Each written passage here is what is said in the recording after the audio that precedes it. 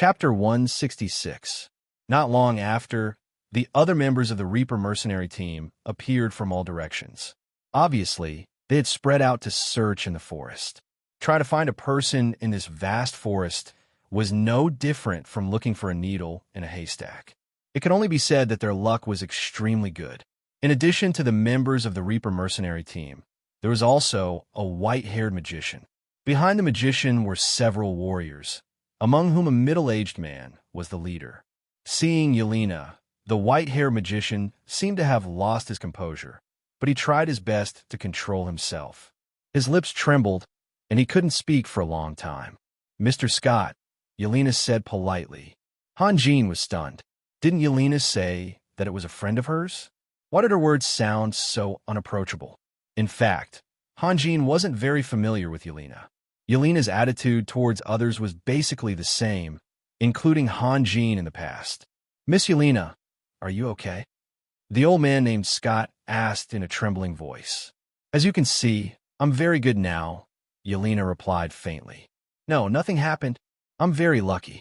That's good, that's good." Scott nodded hurriedly. Leger and the others looked at each other. They all felt very strange. According to their conversation, the old man named Scott seemed to know that Yelena was going to be assassinated. Yelena's reaction was even stranger. It was Han Jin who saved her. So why didn't she say anything? "That's all for you." Scott waved his hand. "You can go now." The middle-aged warrior took out a piece of paper, made a few lines on it, and then handed it to the mercenaries of the Reaper mercenary team. The leader took it and carefully checked it. Then he whistled loudly and said to Morrisons with a smile, "Morrisons, we owe you a lot this time. When you return to isolated Cliff City, don't forget the promise you made a few days ago." Saxon of the Reaper mercenary team added, "Yes, you must come to us. Otherwise, I'll take it that you're afraid." "Don't worry, Winston. It's impossible for me to blame you for the wine." The president of Morrison's University laughed. The leading warrior smiled and nodded to Han Jin and the others, then led the members into the forest. "And you guys, no matter what your mission was, you've completed it. Hurry up and leave." The middle-aged warrior's gaze landed on Morrison's. Leger, Morrison's, and the others were stunned by the rude tone. They all looked at Han Jin. Han Jin was now the absolute center of their group. He was irreplaceable. Before they made any response, they had to understand Han Jin's attitude. Han Jin didn't say a word. He just looked at his palm quietly, as if a flower had grown on it. "Harry, who are you talking to?" "They're my friends." Yelena scolded harshly. The middle-aged warrior named Harry stiffened. His face looked very awkward. It seemed that he was usually a high and mighty figure. He was rarely reprimanded by others. Therefore, he felt a little embarrassed. People like him didn't care about how others felt when they reprimanded others. "Harry, why don't you apologize?" Scott's face darkened. Harry's face turned red. After a moment, he gritted his teeth, bent down, and whispered, "I'm sorry, I was too rude." Unfortunately, no one paid any attention to him. Some looked at the sky, some yawned, while Han Jin continued to admire the invisible flower. Harry's eyes flashed, but he restrained his emotions and bowed his head. "Excuse me," Scott said pleasantly. "I have something to discuss with Miss Yelena. Can you leave us alone for a moment?" Sasu saw that Han Jin's but was rooted to the ground and didn't move. He understood Han Jin's attitude, so he smiled and said, "I'm sorry, this is our camp. If you have something to discuss and it's not convenient for others to hear, you can go somewhere else." Scott was stunned. He couldn't believe what he had just heard. He had been rejected. The vice dean of the God's Language Magic Academy was rejected by a few small mercenaries. It didn't matter whether what Scott said made sense or not. The relationship between Han Jin and the others had been evolving little by little. They went from being congenial to being close friends, from taking care of each other to being valued, from being valued to being respected, from being respected to being worshipped. Who could turn the tide and knock down the assassins who posed a fatal threat to them? Who could kill the Hydra in one fell swoop? None of them could do it. They could only rely on one person. Moreover, although they didn't know Han Jin's secret, the happy Sunir had told them that Han Jin was much stronger than before. Han Jin could do these unimaginable things in the past, but what about now? Therefore, Sisu was very confident. As long as Han Jin was there, he or they would not be afraid of any challenge. The Reaper mercenary team, which had already walked to the edge of the forest, sensed that the atmosphere was not right, so they stopped and watched quietly. Mr. Scott, if you have anything to say, you can say it here. Yelena said slowly. They're all my friends, and I trust them. Scott's eyes swept over Leger and the others, as if he wanted to remember their faces. Finally, he turned his eyes to Yelena, hesitated for a moment, and whispered, Miss Yelena, come back with us. Go back. Yelena's tone suddenly became sharp. Mr. Scott, don't you think you should give me an explanation first? Miss Yelena, the Duke is very anxious. He has been... Mr. Scott, what I need is an explanation, not someone's emotions. Yelena's tone became cold, and she interrupted Scott. Miss, come back with me first, and then we can talk, okay? Scott said in an almost pleading tone. Perhaps Yelena had never seen Scott like this before, so she was a little surprised. After a while, she said softly, What about Edison? How is he? Miss, you should also know how violent Edison's temper is. If he finds out about this, he'll definitely cause a storm of blood. So, the Duke is afraid that he will cause trouble, so he has put him under house arrest. Scott said with a bitter smile. Irritable? You mean honest? That's funny. Yelena laughed. The guy who instigated the murder was not punished at all. Just because of what Edison might do, he was put under house arrest. The great Duke, you are too kind. Hearing this, the young magicians were all shocked. They were inexperienced, but it didn't mean that they were all fools. Although Yelena didn't say the name of the person, they all knew who she was talking about and what she was referring to. Miss, let's go back and talk about it, okay? Scott was obviously begging. If you are still afraid, please don't worry. As long as I am here, I will never allow anyone to... I can protect myself. Yelena interrupted Scott again. Dean Scott, please go back and tell him that he has learned the Duke's benevolence. I congratulate him. Sincerely congratulate him. My lady, Scott's expression changed drastically. Yelena's words were like a dagger to his heart. Who want me to die the most? Yelena smiled. It's Forza from Fado City. For the sake of his own ideals, he can endure humiliation and even stand on the same side as the enemy. I don't know how to describe him anymore, but I can guarantee that he will become an incomparably powerful lord in the future, right? Mr. Scott, I used to have a puppy. Do you remember? Scott broke out in a cold sweat. Seeing that Yelena suddenly changed the topic, he thought that there was a turning point.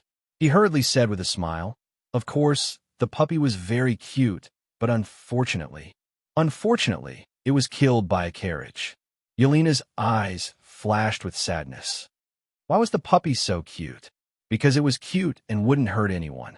People liked to tease it when they saw it, but would anyone be willing to tease a mad dog? In fact, the reason is the same. For ordinary dogs, a mad dog is a horrible existence. For people, a madman is equally horrible. So I think he will definitely become an extremely powerful lord. Am I right? Scott's expression changed again and again. These words were not for him or the students to listen to. He couldn't imagine what would happen if the he in Yelena's words were known to him. Miss, you should talk to the Duke about this. Scott smiled bitterly. I won't go back. Yelena shook her head. Why? Scott was shocked. Because it makes me sick, Yelena said calmly. If you want to go back, you can go with Mr. Scott, Yelena said faintly. The young magicians looked at each other and then began to shake their heads vigorously. They couldn't get involved in this kind of thing. If they got involved, it might bring about a fatal disaster. The problem was, could they still get out of it now? Miss, I said I won't go back. Yelena said in a resolute tone. Scott sighed. Miss, in fact, the Duke has already guessed it, so he asked me to bring you a letter. Then he handed a letter to the middle-aged warrior named Harry. Harry took the letter and walked respectfully to Yelena. Then he presented the letter to her. Yelena picked up the letter, hesitated for a moment, and gently tore the envelope open. As the crack on the envelope expanded, a very light yellow smoke rose. Yelena was shocked and hurriedly held her breath. but she still breathed in some of the smoke, and she became a little unstable and staggered. "Bastard!" Morrison's roared and swung his giant sword at Harry's back. Harry's expression didn't change. He pulled out his long sword and twisted his body to block Morrison's attack. The combat energy he released was much brighter than Morrison's. When the two swords collided, it was obvious who had the upper hand. Morrison's giant sword was suddenly rebounded, leaving Morrison's chest wide open. At the same time, Harry reached out his left hand to support Yelena's slender waist. In fact, Morrison's strength shouldn't have been so weak. However, he attacked in a hurry, while Harry was well prepared. In addition, there was a huge gap between their strength, so there was no doubt that he was defeated in an instant. Han Jin, who had been silent all this time, suddenly moved. His fingers flicked very quickly. Morrison's retreated 7 or 8 steps before he could stabilize himself. The leather armor in front of his chest had been split open, revealing the bloody flesh inside. However, the wound wasn't deep. Han Jin had blessed him with spirit possession in time, so his skin was much tougher than armor. Moreover, he also had combat energy to protect himself. Harry didn't even think highly of him and didn't even bother to use his full strength. This was a blessing in disguise. The magic staff in Yelena's hand suddenly lit up, and an invisible wave of magic spread out in all directions with her body as the center. Magic resistance. The first thing that was bounced off was Harry's hand, then his body. His expression changed greatly, and before he could react, a turbulent electric light had enveloped his body. Harry flew backward like a cannonball for more than 20 meters. He staggered a dozen steps back and almost bumped into Scott. "Ew, good," Yelena said, gnashing her teeth. Her face was pale with anger, and her hand holding the wand was trembling slightly. "Miss, we mean no harm." Scott's face was full of bitterness. He didn't expect the plan to fail, and he couldn't think of a reason for it. "The Duke has ordered us to take you back. Get out. Get out of here," Yelena screamed. "Miss," Yelena slowly raised her wand. Scott sighed and said helplessly, "Harry, let's go." Harry's face became livid. The mission was not completed. He couldn't explain it when he went back, and he had offended Yelena. Today was the most miserable day of his life. Force. They didn't even dare to think about it. Yelena was a genius, and her strength was second only to the chief dean of the Magic Academy. This was also the reason why Fursaw of Fado City was determined to get rid of Yelena. Everyone knew that Yelena was bound to become a great magus. This was the supreme existence between heaven and earth, and she could compete with any tyrannical life. Even if they joined forces, they might not be able to gain the upper hand. What's more, if Yelena lost a strand of hair in the confrontation, they couldn't explain it when they went back. "Get out!" Yelena screamed angrily again. Scott and Harry looked at each other and stepped back angrily. They knew that there was no hope. "Wait a minute." Han Jin stood up slowly, tidied up his robe, and then turned his eyes to Scott and Harry. Han Jin released the supreme, soul-sealing spell, and no one could feel any power fluctuations. Except for Morrison's and Yelena, no one knew what Han Jin had just done. As for Scott and Harry, they simply ignored Han Jin. "What?" Harry asked coldly. "You hurt my people, and now you want to leave?" Han Jin smiled and looked very friendly, but his words were full of murderous intent. "No, absolutely not. What do you want?" Harry looked Han Jin up and down with a mocking look. He had been suppressing his anger, and this mercenary's provocation was exactly what he wanted. "I don't like to be taken advantage of. For example, if someone hurts my hand, I'll cut off one of his fingers. If someone cuts off one of my fingers, I'll cut off one of his hands." Han Jin said indifferently, "Do you understand? My hand is here." Harry raised his hand and shook it, his face full of undisguised sarcasm. "Raphael," Yelena said hurriedly, "I'm not talking to you." Yelena was stunned and closed her mouth with a wry smile. Scott and Harry's expressions changed at the same time. Yelena was arrogant because of her talent and looked down on ordinary people. In their memory, they had never seen anyone talk to her in such a tone. What was more shocking was that Yelena tolerated it. This was simply unimaginable. "Damn it," You're just a little ninth-level swordsman. Do you think you're strong? Morrison sneered. This guy had always been a loser. Although he had just lost, he could not be discouraged. Besides, he knew that Han Jin would definitely avenge him. Your Excellency, I apologize for the behavior of my companions. Scott's face was solemn. Just now, Yelena seemed to want to intercede for them, and the injured mercenary's tone was very arrogant. Obviously, the opponent in front of them had unfathomable strength. It's too late. Han Jin smiled, and then his fingers moved briskly. Without any magic fluctuation, a small fireball appeared in his hand. Then Han Jin flicked his finger, and the fireball flew out lightly toward Harry. Scott and Harry stared at the fireball nervously. They had never seen this kind of magic before. His body sometimes curled up like a poor shrimp, sometimes twitching violently like a lamb being slaughtered, sometimes bouncing up and kicking up mud and sand like a frightened wild horse. Seeing all this, everyone felt a chill in their hearts. Could it be that the fire had not been extinguished yet? Up! Harry suddenly pulled his hand out and raised it in front of his face.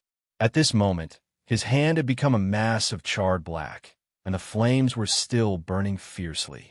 No one could withstand this kind of torture, no matter how strong a person was. His cry was filled with despair and fear. Harry hit the ground with his hand like a madman, but no matter what he did, the flame was still burning on his hand. Fire God's flame. Scott's pupils suddenly shrank, and then he felt something was wrong. Fire God's flame was a super-level forbidden spell, which had a very large attack range.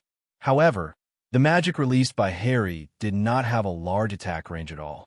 It was just close to the property of Fire God's flame. Cut off his hand, Scott shouted. What? Harry's men snapped out of their stupor. Bastard! Cut off his hand. Scott's veins on his forehead jumped. One of the soldiers bravely walked to Harry's side. When Harry pulled his hand out again, he seized the opportunity and slashed down with his sword. Harry's wrist was cut off, but the strange flame attached to the warrior's sword. The warrior suddenly let out an inhuman scream and threw the sword out without hesitation. After seeing what had happened to Harry, they were so scared that they couldn't bear any more fright. Harry fell to the ground. After a while, he suddenly screamed in despair again. A few sparks spurted out from his broken arm, and then turned into a burning flame. Your Excellency! Scott stared at Han Jin, and his white beard shook like waves. How could you release such a vicious magic? Isn't it too much? This time, he addressed Han Jin respectfully, but as Han Jin said, it was a little too late. If he had talked to Han Jin politely earlier, if Harry hadn't fought back, and if he had confessed the relationship between the Duke of the Capital of Elements and Yelena, Han Jin wouldn't have stopped him. After all, it was someone else's family business. Being arrogant first, and then being respectful, usually wouldn't lead to any good results. That was because arrogance was real. It was an expression of one's nature, but respect was fake. It was an attitude that one had no choice but to show when one's strength was inferior. If I hadn't released the magic in time, my companion would have been killed by you. Han Jin smiled. You didn't give him a chance, so why should I give you a chance? Scott was speechless. Neither he nor Harry had taken these mercenaries seriously, so it was natural for them to be ruthless. Now, there was no point in regretting it. After struggling for a long time, Harry had exhausted all his strength. He collapsed on the grass, waving his burning arm wildly. He let out a weak wail, looking like he was on the verge of death. Miss, Scott said in a sad voice. Yelena didn't hear Scott's pleas. She stared at the burning flame with fanaticism in her eyes. Talent was another thing. She had surpassed most sorcerers at such a young age, and that was her love for magic. Seeing it with her own eyes was far more shocking than hearing it from others. Finally, Harry's head tilted, and he passed out. The burning flame gradually dimmed and finally went out quietly. Scott's eyes flickered. People were so strange. The younger they were, the more fearless they were, and the older they were, the more they cherished their lives. He really didn't dare to fight against a mysterious sorcerer. Moreover, Yelena wouldn't help him. Harry had lost all his combat power, and he couldn't rely on his subordinates. He was alone, and there were several mercenaries in front of him. Scott finally found an excuse for himself. He glared at Hanjin and said word by word, "You will regret what you did today. That's for the future." Hanjin smiled. "If you say a few more words, I promise you will regret it now." Sassu and the others burst into laughter. Even Morrison's endured the pain and laughed. Scott turned around abruptly and walked into the forest. Just then, something jumped into his eyes, and he was stunned. Hundreds of meters away, there was a tall dragon skeleton. As the deputy dean of the Magic Academy, he certainly knew what it was. When he came here, he was so focused on persuading Yelena that he didn't have the time to observe the surroundings. Now, he couldn't help but shudder. A dragon slayer. A grand magus might not be able to become a dragon slayer, but it was only because they had the ability to fight against a dragon. The strength of the supreme professions was not equal, and there were still differences between them. A dragon slayer was one of the few elites among the supreme professions. Scott couldn't tell from the skeleton that it was just an underage dragon. Of course, he didn't think that Yelena had the ability to slay a dragon. Thinking of Yelena's attitude towards Hanjin, he blamed this mess on Hanjin. Scott suddenly felt that the scene in front of him was a bit blurry. It was too ridiculous to try to take revenge on a dragon slayer. Even if he had enough courage, who would do it with him? The Duke in the capital of elements would never offend a dragon slayer for anyone, would he?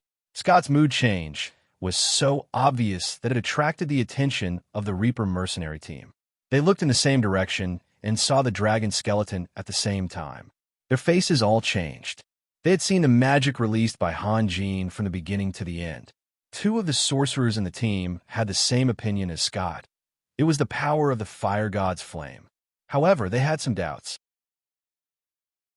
How could such a young man release a supreme, forbidden spell without chanting a spell?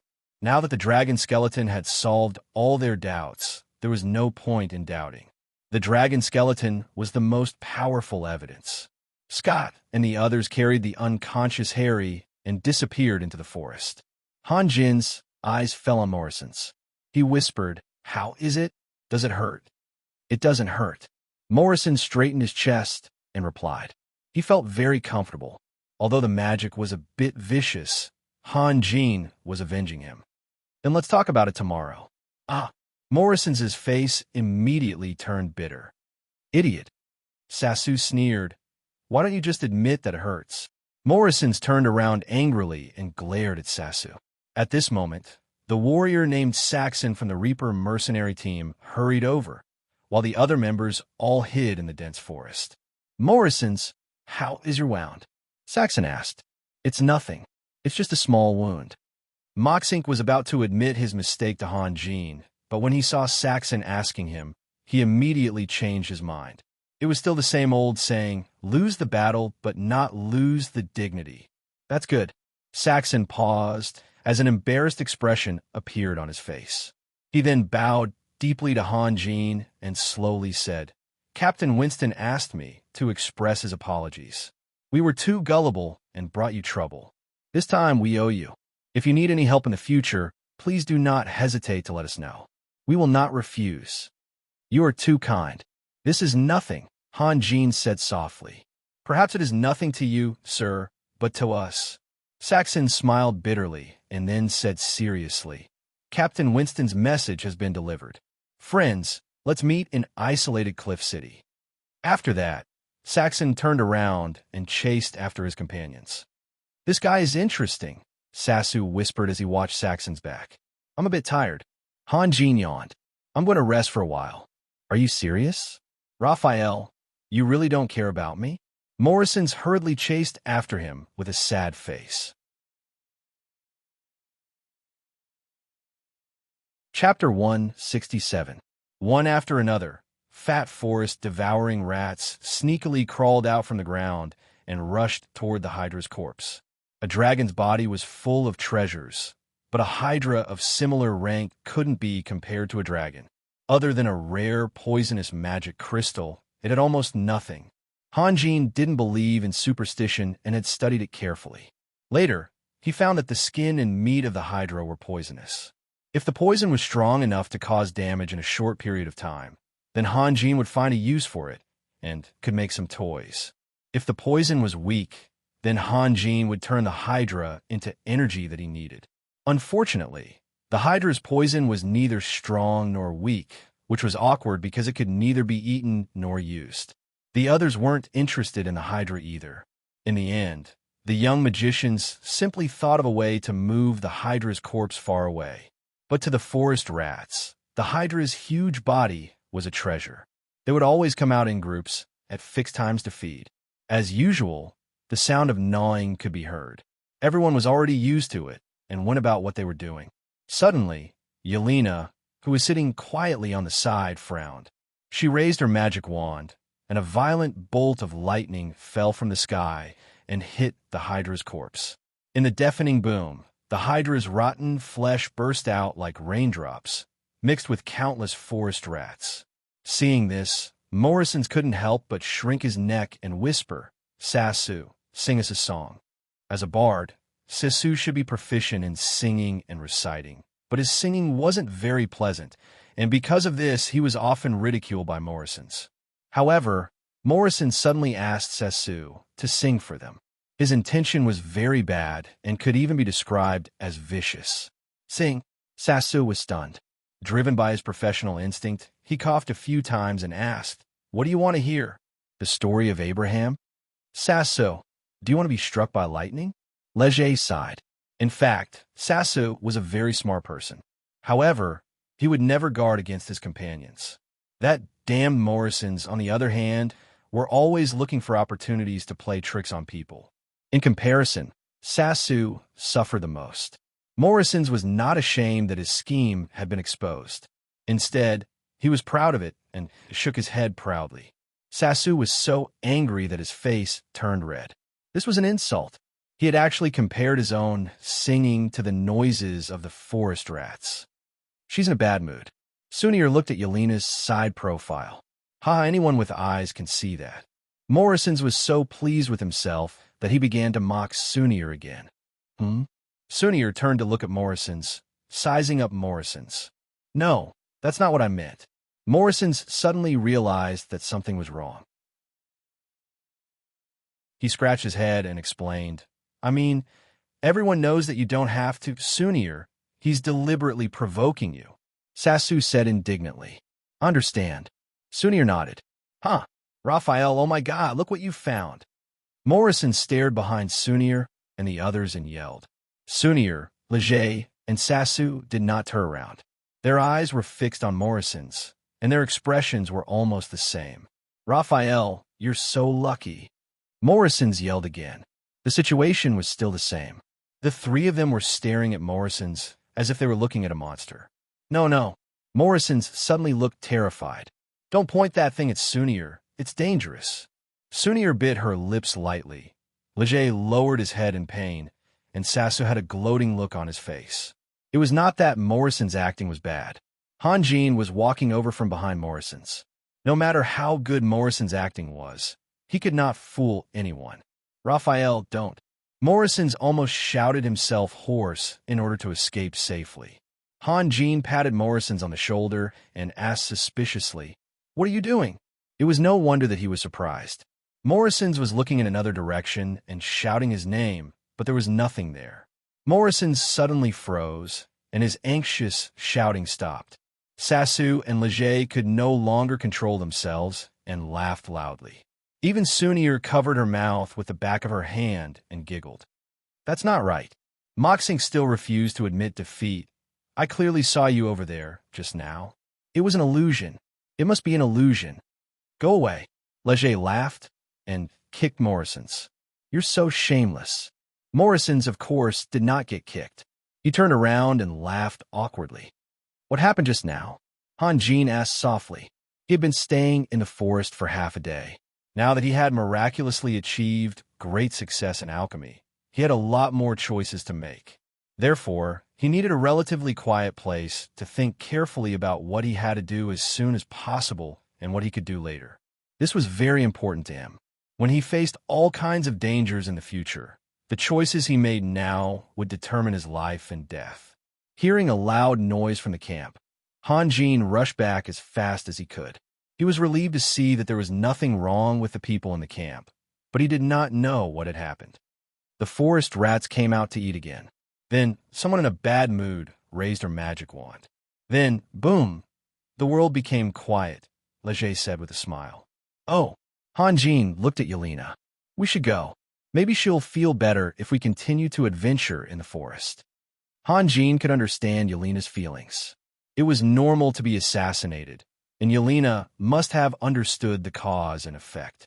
However, she couldn't tolerate the fact that the mastermind behind her wasn't punished at all. No one would be able to accept this. Sunir's injuries are not healed yet, Sasa said. Yes, I was injured yesterday. Moxing chimed in, unwilling to be left out. Hanjin turned his gaze to Sunir. As for Morrison's, he had already been ignored. Sunir moved her arms. I can walk, but I can't fight. Raphael, I think we should rest for a few more days, Leger said. That's the only way. Hanjin paused. We forgot something yesterday. What is it? Sunir asked. We should talk to the Reaper mercenary team and ask them to send us a space scroll. We can pay several times the price. I think Yelena and the others won't care. On the contrary, they'll be very happy. Yes, Sasu and the others shouted in unison. For the Reaper mercenary team, this was not a big deal. They could go back with a space scroll, buy 2 more, and find Hanjin and the others again. They were just running errands. Besides, they felt guilty and would not find an excuse to refuse. Why didn't you say that yesterday? Morrison's muttered. With a space scroll, they could go back whenever they wanted. At least they would feel more comfortable. I just thought of it. I'll go and talk to her, Sunir said slowly. Sunir, you'd better not go, Leger said. That Yelena is very arrogant. What if she doesn't appreciate it at all? She won't. I'll go easy on her. Sunir smiled and walked towards Yelena. Leger shrugged. In fact, his personality was very similar to Hanjin. Hanjin would not be moved by someone's appearance, and neither would he. Therefore, he only cared about whether Sunir would be wronged. Yelena's sadness had nothing to do with him. Sunir was already talking to Yelena. Although she was in a bad mood, Yelena forced a smile and chatted with Sunir. Leger saw that what he was worried about did not happen, so he looked away. Raphael, what did you do? Why did you take so long? There are some things that I need to think about carefully. What is it? Maybe I can give you a good suggestion. Leger asked tentatively. You can't give me any suggestions. Hanjin laughed. However, he did not want to disappoint Leger, so he decided to reveal some information. I can release some new spells. However, my spells are a bit special and require a long time to prepare. Therefore, I can only choose a few spells and give up on the rest. That day, the spell you used to kill the Hydra, you were able to release it a long time ago. Yes, Hanjin said. In the past, I didn't have enough magical power. That kind of spell would bring me fatal danger. Now, I can't release it easily, unless it's a last resort. Leger and Morrison's nodded. They saw how Hanjin changed after releasing the spell and knew that Hanjin was telling the truth. Sasu suddenly said, Magical power. But I don't feel that you have any magical power. That's because my training method is different from yours. Hanjin could only explain it this way. When it came to Hanjin's core secrets, Sasu and the others tacitly stopped asking questions. Leger said, What about the spell you released yesterday? Was it the Fire God's Flame? Can you release a spell of a higher level than that? It's not the Fire God's Flame. Hanjin paused. I should be able to. Leger and the others looked at each other. Hanjin's speed of advancement was shocking and gave them a great shock. A small fireball could destroy a 9th-grade swordsman. Then, what kind of power would Hanjin have if he released a higher-level spell? I'm going to meditate. Sasu threw out a sentence out of nowhere and walked towards his straw hut. I think we should all work hard, Leger said with a bitter smile. Chapter 168. After resting for more than 10 days, Sunir and Yelena's injuries were almost healed. No matter how harmonious life in the camp was, it was time to set off. At least they had to get out of the Terrashaw Mountains, and they couldn't keep circling around in the forest of magic beasts. Han Jin and the others moved the dragon bones to another place, dug a deep hole, and buried the dragon bones. Although Han Jin and Sunir's space rings were of good quality, compared to their recent harvest, it was very limited. The stacked dragon scales had taken up a lot of space, and there were also the dragon horns that were more than a meter tall and the dragon tendons that were pulled out. From a cost-performance perspective, they could only keep the dragon bones. Han Jin had thought of throwing away the dryad, but the space the dryad made could only hold a few bones at most, and the dragon bones were of no use to him for the time being. The wooden puppets made by the dryad could be of great help to him at critical times, such as saving people or trapping enemies, so he gave up in the end. Morrison's was distressed because they didn't know when they would be able to come back, and even if they did, they might not be able to take the dragon bones out. The battle between the Hydra and the dragon had given them a great advantage. This kind of thing was extremely rare, and perhaps it would only happen once in a lifetime. The flesh attached to the dragon bones had begun to rot, and the smell was terrible. However, Morrison's didn't care about others' objections and forcibly cut off a section of the tailbone. He was determined to take it with him no matter what. After a busy day, they were finally ready. Early the next morning, they left the camp. Gold coins were equivalent to the exchange of items. But in fact, there was another thing that was far above gold coins, and that was time. As long as one worked hard, time could be exchanged for everything, including money. Therefore, young people shouldn't be underestimated. Although they had no experience, no capital, and weak willpower, and were easily discouraged by setbacks, no one could predict their future development because they had enough time. After this period of training, the former rookies had matured at a rapid rate. Once again, they were moving through the forest, and they were less resentful. Even if someone accidentally fell into a quagmire or was accidentally scratched by a branch, they would no longer curse or worry like before. These small setbacks were completely bearable. Surprisingly, the nearby forest had inexplicably become a popular area. During the first 3 days of walking in the forest, they didn't encounter anything. On the 4th day, they met a mercenary team of 7 people, and on the 5th day, they met 3 groups of mercenaries, including a mercenary group with more than 30 people. However, Han Jin and the others didn't interact with the other mercenaries, and the 2 groups always passed by each other. One evening, Morrison's found a relatively clean place to rest. Suddenly, Yelena walked over Han Jin and sat down next to Han Jin. Although they could trust each other, they were still far from being so intimate. Morrison's and the others were stunned, and even Sunir's eyes widened. However, Yelena said something that immediately dispelled everyone's doubts. If a thief is wandering around us, is he our enemy? Yelena said in a very low voice. Thief? You mean there's a thief around us?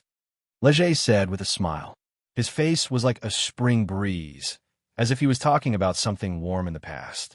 None of them, including Morrison's, who was known as the dumbest, glanced around randomly. Yes, Yelena nodded. I didn't expect you to be the first to discover it. Han Jin smiled at Yelena. Perhaps it was because they were too close that Han Jin's breath blew on her face, or perhaps it was because of the hidden meaning in his words, but Yelena's face turned a little red. Professionals like thieves were rather wretched, and they usually posed different kinds of threats to other professionals, especially to mages. They were known as the nemesis of mages. Thieves would always sneak up on their targets and attack suddenly. Mages' defensive abilities and reaction speed couldn't be compared to warriors, and if they weren't careful, they would be ambushed. However, the arrogant Yelena had fallen into the hands of thieves twice in a short period of time, which was an unbearable humiliation for her. Learning from this painful experience, Yelena developed a habit. When eating, chatting, walking, daydreaming, and even when she woke up in the middle of the night, she would regularly release magic detection as if it was a conditioned reflex to look for possible enemies. It was somewhat of a panic attack, but Yelena insisted on it, and she would use an almost extreme attitude to carry out this habit to the end. In the forest of magic beasts, no one is allowed to secretly observe others. This is a rule, Leger said softly. If the rule is broken, it will be a signal for battle. I understand. Yelena clenched her wand. Don't worry, Yelena. Look at me. Hanjin said slowly, yes, just like that. Don't move. Do you know where the thief is now? Yes. Tell us where he is. On my left, about 40 meters away. You can see what the thief looks like? Morrison's asked curiously. No, I can only see a blurry shadow. Great. Hanjin laughed. Now you just need to control him and make sure he can't move. Leave the rest to us. Yelena looked at Hanjin quietly. The wand in her hand suddenly flashed, and a circle of shining ice flashed across the grass. The thief was secretly observing Hanjin and the others, and he didn't expect his whereabouts to be exposed. In an instant, the ice fog had frozen, and the thief's body was wrapped in a thin layer of ice. Sunir twisted her slender waist and pulled back her longbow. A black arrow shot out like lightning. The thief had just broken through the ice when the arrow pierced through his thigh. The thief screamed and fell to the ground involuntarily. Then, he struggled to crawl into the forest. This confirmed Leger's judgment. It was because he had bad intentions that he tried to escape. As soon as the thief crawled 7 or 8 meters away, Moxink arrived and kicked the thief's waist with a flying kick. The thief's reaction was fast, and his movements were fierce. He rolled over to avoid Morrison's kick, raised his dagger, and stabbed toward Morrison's thigh like lightning. Under normal circumstances, thieves would target the throat, heart, and other body parts. However, the thief was half lying on the ground, while Morrison's was standing. Besides, Morrison's was tall and burly, so attacking the thigh was the thief's limit. Morrison's retreated quickly. With a roar, he swung his sword toward the thief's head. The thief didn't care about Morrison's sword at all. He pushed off the ground with his left hand and threw himself at Morrison's, stabbing his dagger toward Morrison's abdomen. It was a suicidal tactic. Morrison's University was furious. He had been under a lot of pressure because of Hanjin's speed of advancement. He had been training hard for the past few days. Now that he found it difficult to deal with a half-crippled thief, wouldn't he be a laughingstock? However, the thief didn't care about his own life. His movements were swift and fierce, while Morrison's University had to keep him alive. His hands were tied, and he was forced to retreat. At this moment, a figure appeared out of nowhere. A cold light flashed in his hand, and a dagger pierced through the thief's ankle, nailing him to the ground. The thief groaned. His attack speed was slowed by half a beat. Morrison's University seized the opportunity and swung his greatsword upward, knocking the thief's dagger away. Morrison's University then stomped on the thief's face. Morrison's University's foot was a little bigger, while the thief's face was a little smaller. As a result, the thief's face was completely covered by Morrison's boots. As for his strength, there was no need to doubt. The thief let out a strange cry. His 2 rows of teeth had disappeared, and his nose had turned into a pile of mush. A series of blood bubbles of various sizes emerged from the terrifying hole in the middle of his nose. Morrison's University raised his leg again and kicked the thief in the chest. This time, the thief couldn't even cry out. His body slowly curled up. Morrison's University bent down, grabbed the thief's collar, and dragged him over. If it was in the past, the young magicians would have come over to watch. But now they were in groups, carefully observing the surrounding forest. Leger wiped the blood off his dagger and silently followed behind Morrison's. He didn't take the opportunity to mock Morrison's. There was no harm in joking, but he didn't want to hurt his friend's confidence. This guy is quite fierce, Morrison's University said, embarrassed. Hanjin bent down to check. The thief was already unconscious. His whole face was badly mutilated, and he looked very miserable. Leger University came over and rummaged through the thief's body, hoping to find something that could provide clues. However, the thief had very few things on him. Other than a purse and a small box, there was nothing else. There were dozens of gold and silver coins in the purse, so he didn't seem to be a very rich thief. The small box contained a few bottles, which seemed to be some kind of potion. Hanjin University handed the bottles to Yelena. She took them and carefully observed them for a while, then shook her head. She couldn't recognize what kind of potion it was. Sasu University released the gushing spring spell and washed the blood off the thief's face. Although new blood immediately flowed out, at least the thief's eyebrows and eyes became clear. I think I've seen this guy before. Sunir University suddenly said. Hanjin University was stunned. He looked over carefully and also felt that the thief looked familiar. That's right. Sunir University suddenly remembered. He was in a mercenary team we saw yesterday. His left eyebrow is shorter than his right. I was laughing at him yesterday. Yes, that's him. Yelena University nodded. I also noticed that his eyebrows were a little strange. It's not a good habit to make fun of other people's appearance, Hanjin University said softly. So, he has been following us since yesterday? Yelena University, does your magic detection have a fixed range? Yelena University was a little surprised.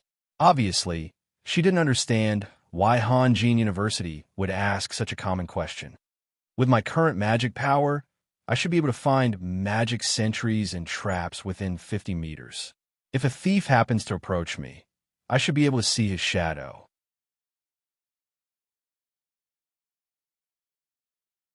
Chapter 169.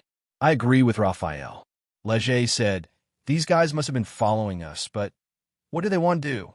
The eyes of Hanjin and the others all fell on Yelena's magic wand at the same time. It was too eye-catching. An ordinary mercenary team might not be able to afford such a wand, even if they worked hard for a lifetime. It was understandable that they would be tempted by it. No, Leger shook his head slightly. I don't think it has anything to do with Yelena.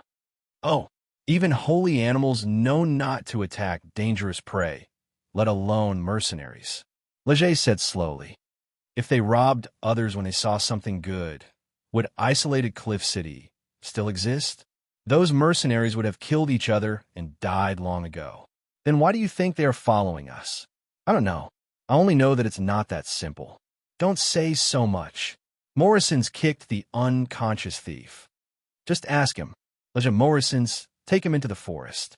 Don't scare them, Hanjin said softly. Us? We'll be fine, Asa hurriedly said. Really? Morrison's laughed. Then you guys follow me. Morrison said as he dragged the thief from the ground.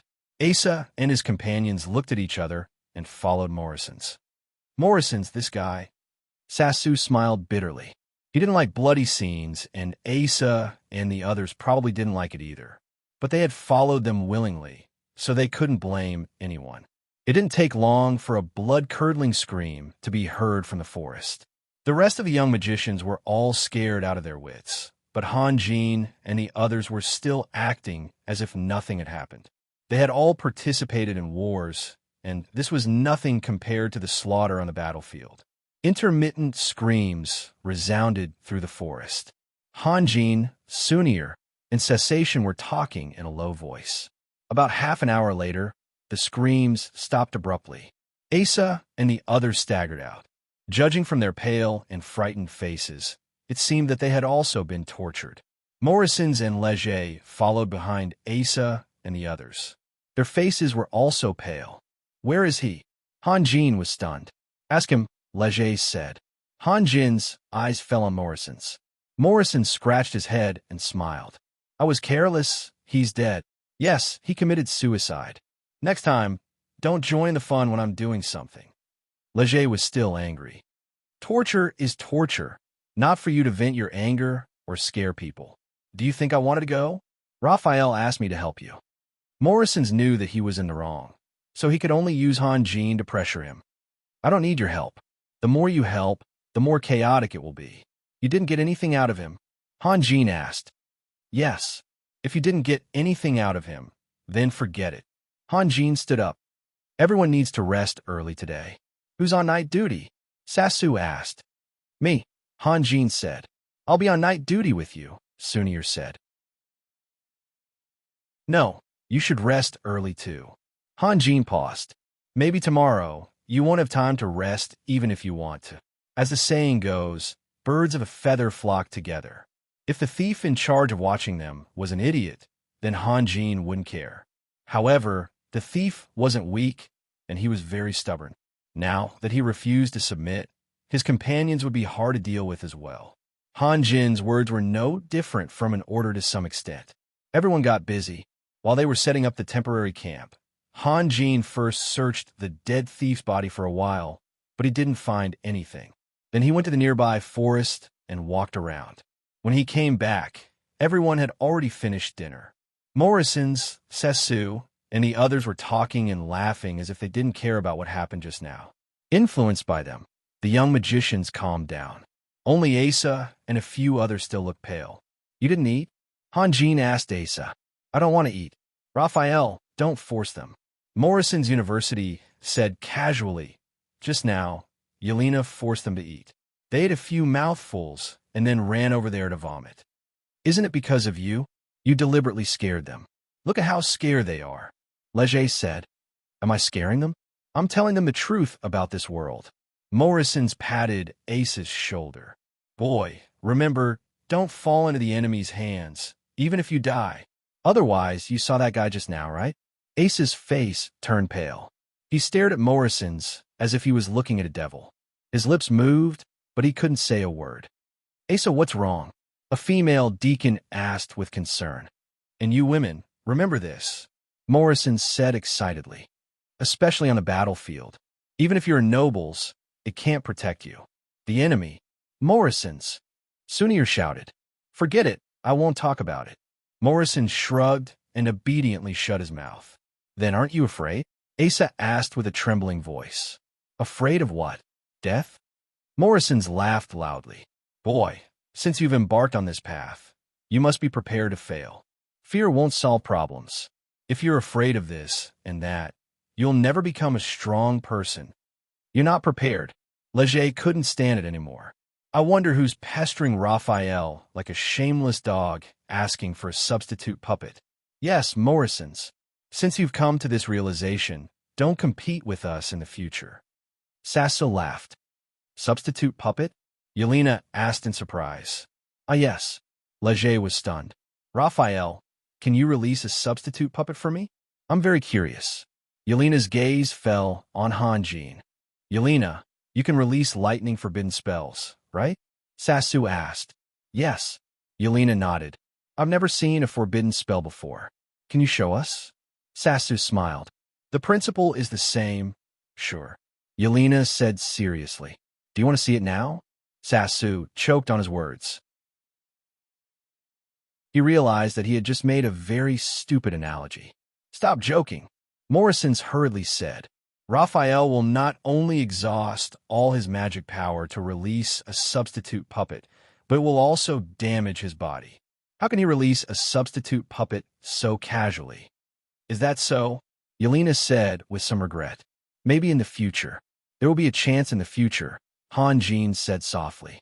In this temporary team, Han Jin was probably the most trusted person. He said that he would be on duty tonight, so everyone was at ease. After dinner, everyone split up and practiced for a while before going to bed early.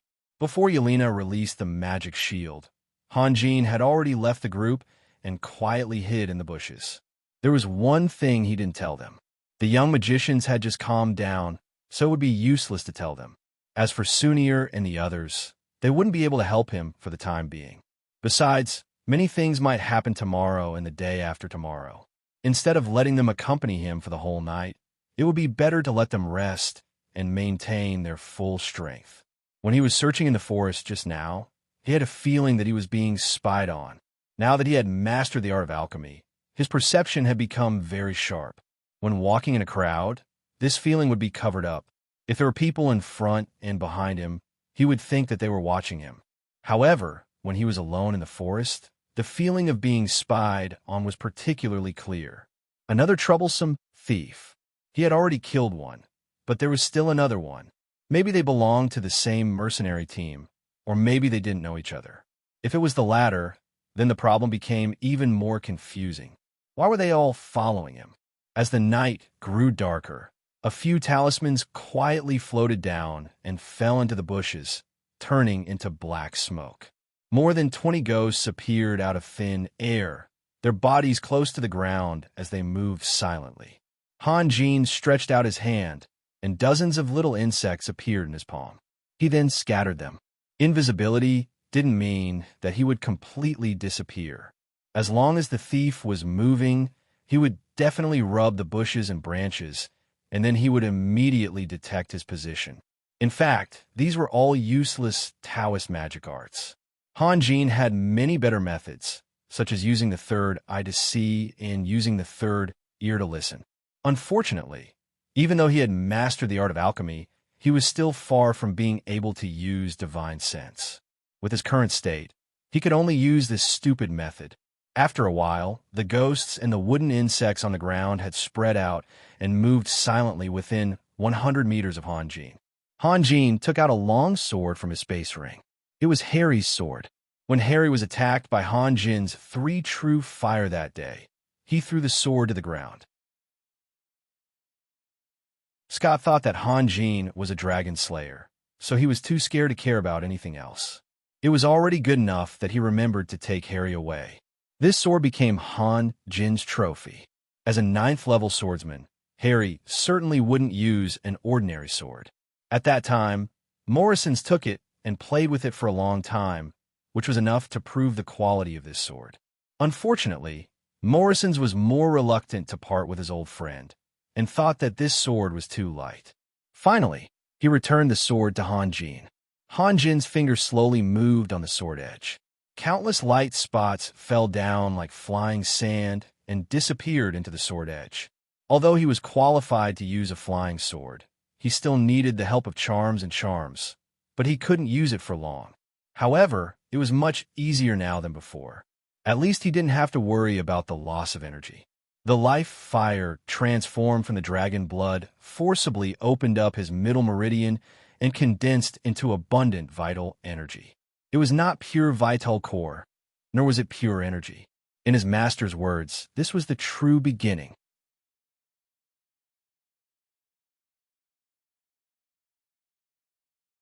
Chapter 170. Chipango looked at the figure in the distance quietly. After a moment of hesitation, he slowly moved forward, trying not to make any sound. He was a real mixed-race child who grew up with his mother. He didn't know who his father was, but he knew that his mother was not human.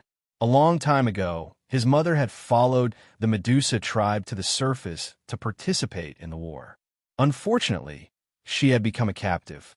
Because of her rare beauty, his mother had escaped the fate of being tortured and killed. Unfortunately, she could not escape another fate, which was rape. In his memory, there would be many men pouncing on his mother's bed every day. Day after day, year after year, all kinds of men would change, but the process was always the same until his mother was strangled to death by a few noblemen who were looking for excitement. No matter how miserable her fate was, as an intelligent being, there would always be something unforgettable. His mother was the same. Gerald, this was a horrible name, but every time his mother mentioned this name, her face would become unusually gentle, because it was Gerald who took away his mother's chastity. Although Gerald would never show mercy to a woman, and that night might have brought unforgettable pain to his mother had long regarded Gerald as her husband and often told him that he was Gerald's child. When the guests were violent, his mother would imagine that it was Gerald's violence. When the guests were gentle, his mother would imagine that it was Gerald's gentleness. At first, he didn't understand why his mother deliberately lived in an illusion. But later, he understood that she couldn't live without it. Even if she raised him wholeheartedly, she still couldn't live. He hated that man, especially after his mother was strangled to death. But he also knew that if he continued to stay in the Holy Crown City, he, as a descendant of the Abyss race, would be tortured to death sooner or later. So he took out the money that his mother had secretly saved and left the Holy Crown City. In the end, a thief became his teacher and took him to the isolated Cliff City. When he first came to the Terrasham Mountains to train, he was ready to die. But things were always so strange. Those who didn't want to die fell in front of him one by one.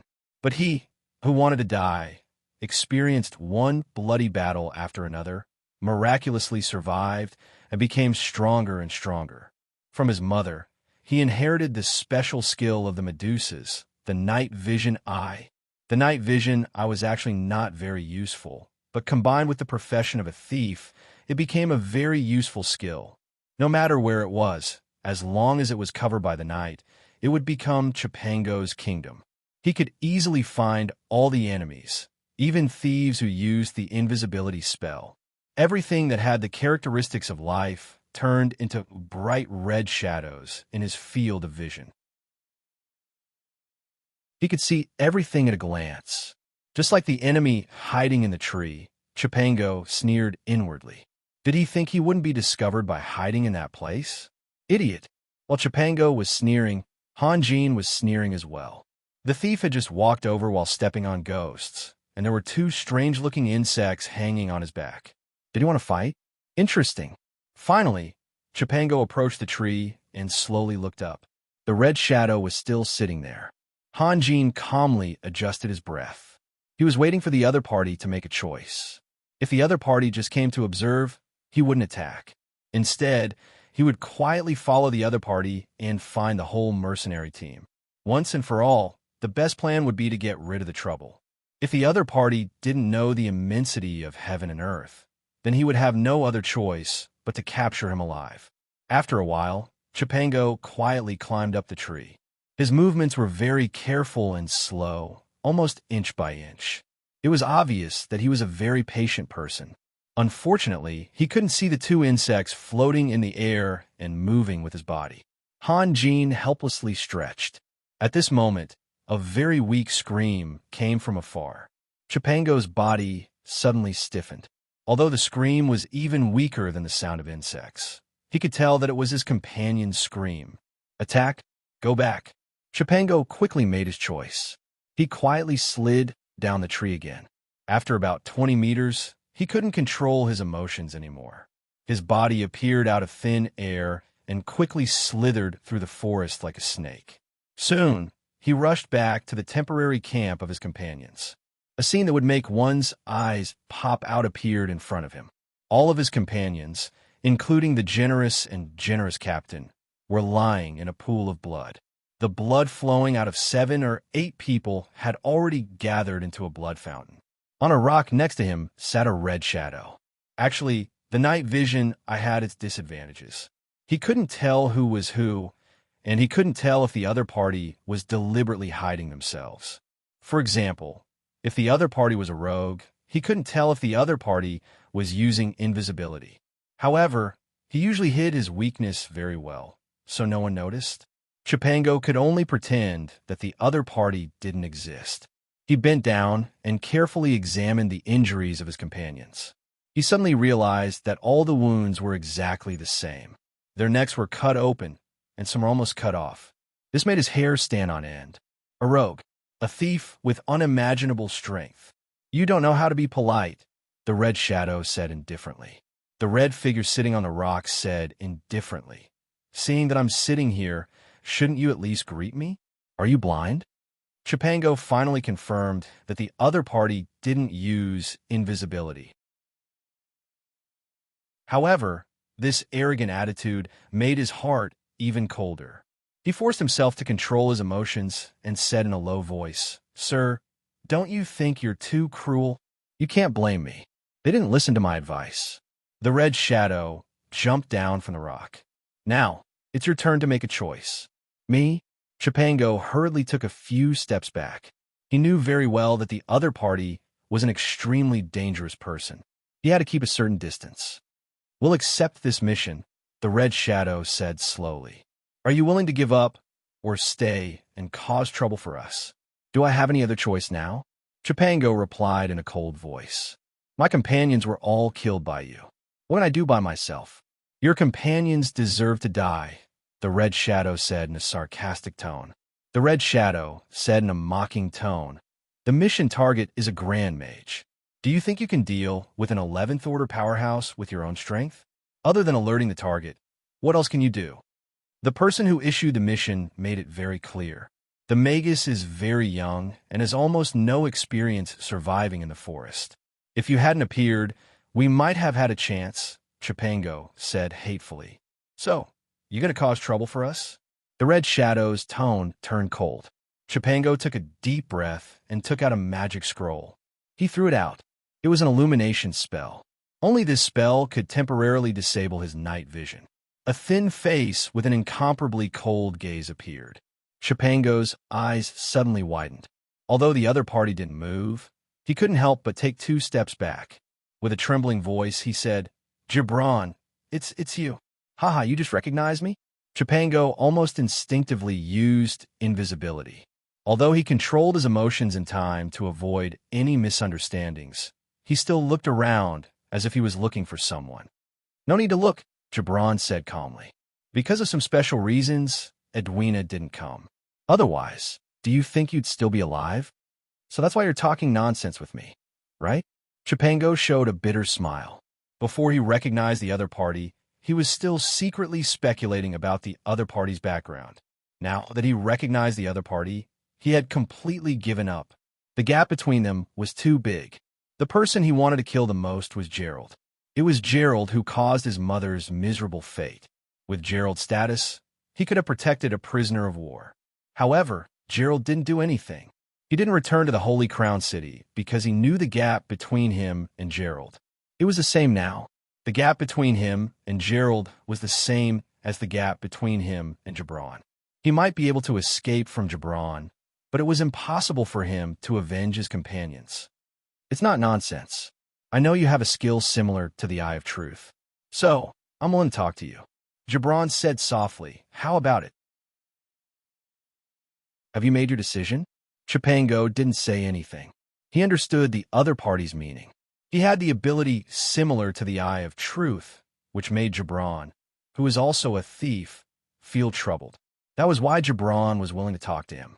Otherwise, with Gibran's strength and character, he wouldn't have wasted his breath. After a long silence, Chipango finally opened his mouth. "They're all my companions. After I bury them, I'll leave. Don't worry." He chose to compromise. A long time ago, he picked up a stick and beat up a customer who deliberately tortured his mother.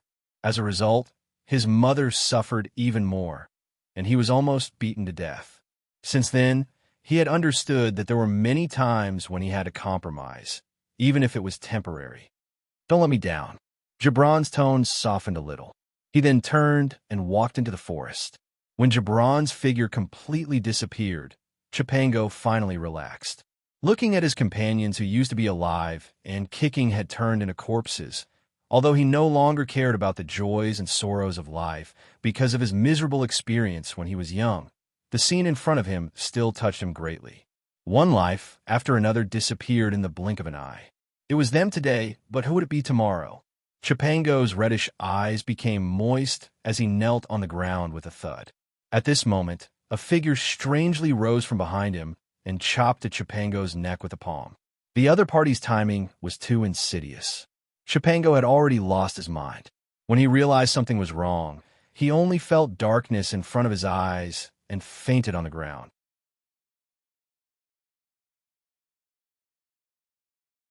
Chapter 171. Chipango was still dizzy when he heard the voices of a few people. As he struggled to open his eyes, a water ball exploded in his face, and the splashing water soaked half of his body. Chipango suddenly woke up. "Kid, don't pretend to be unconscious." Along with the voice, Chipango felt a strong hand grabbing his collar. He wiped the water off his face and opened his eyes again. He saw a big man with a full beard looking straight at him with murderous eyes. "From now on, you answer whatever I ask. Don't play any tricks. Otherwise, I'll break every bone in your body bit by bit." Morrison's pulled Chipango up. "Do you understand? You ask, I'll answer," Chipango replied in a hoarse voice. Morrison's was stunned. It was rare to meet such a cooperative captive. He glared at him and repeated, "Don't play any tricks." "Yes." "What's your name?" Leger asked.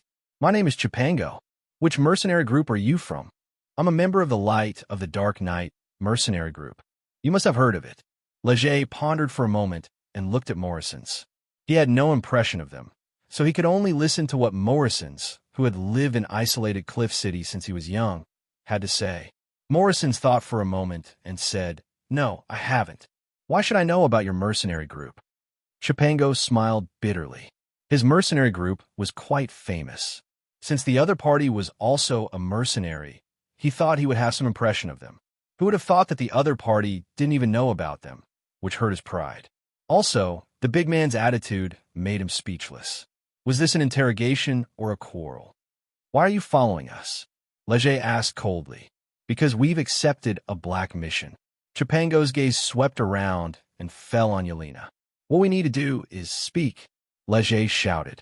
Kill this honorable magus, take her magic staff, and return. The mission will be complete. Who the hell are you trying to fool? Morrison's University was furious and slapped Chipango's head.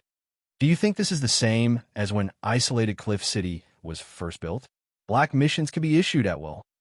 No matter if it was the person who issued the black mission or the mercenary who accepted the mission, they would be severely punished by the Mercenary Association. Bastard, do you think we're idiots? Chipango stared blankly at Moxink and stuttered. My lord, are you really a mercenary? He didn't know if Chipango had been slapped silly or scared silly by Moxink. Nonsense. Morrison's was even more annoyed.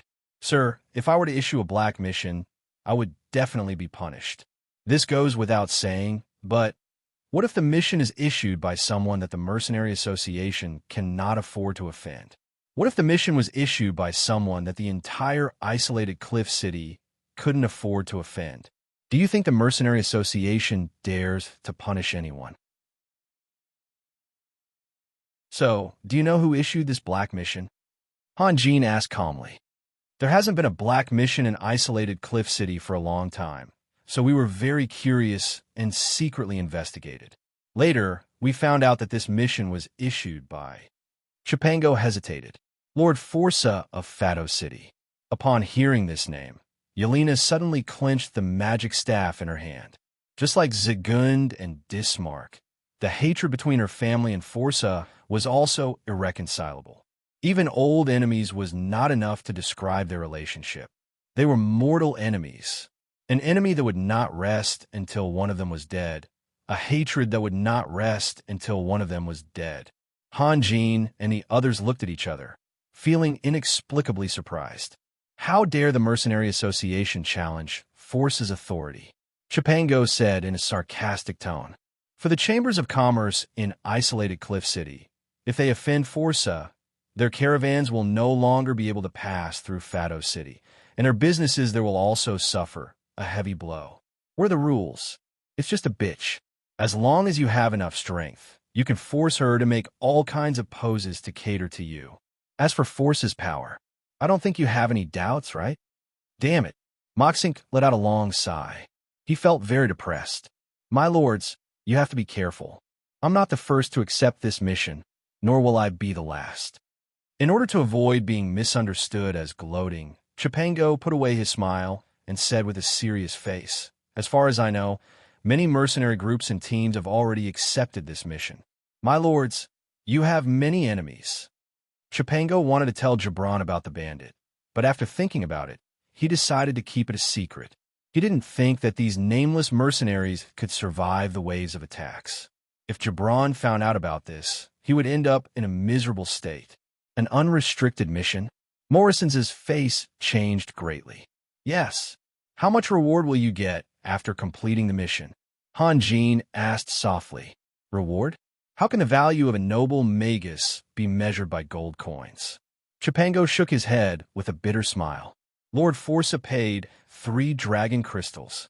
Han Jin and the others were stunned. They had received a dragon crystal, which led to all kinds of ideas about the future. 1 dragon crystal could be exchanged for too many things. They didn't expect that Lord Forza would pay 3 dragon crystals in order to get rid of Yelena. What were they going to face? They were like a tide of mercenaries surging in. 1 dragon crystal was enough to make people disregard their own safety, let alone 3 dragon crystals. I finally understand why this place suddenly became so lively. Han Jin let out a long sigh. And Lord Force's intention is very vicious. Really? Vicious? Raphael, what do you mean? Morrison's asked. Aggro can be accumulated.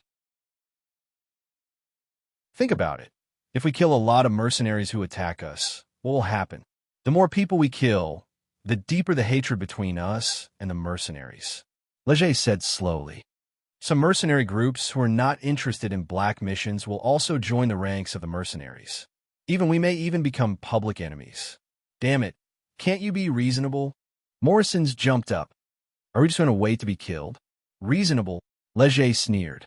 If we saw this mission in isolated Cliff City, would we accept it? There are no restrictions, anyway. I remembered that when we first hired you, you were to lead us to the Hydra's nest, right?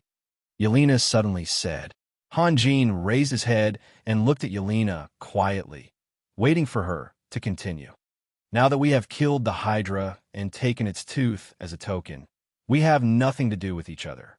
Yelena looked back at Asa, sign a contract, and give it to them. Asa was stunned. After witnessing that battle, Hanjin had left an indelible impression in his heart.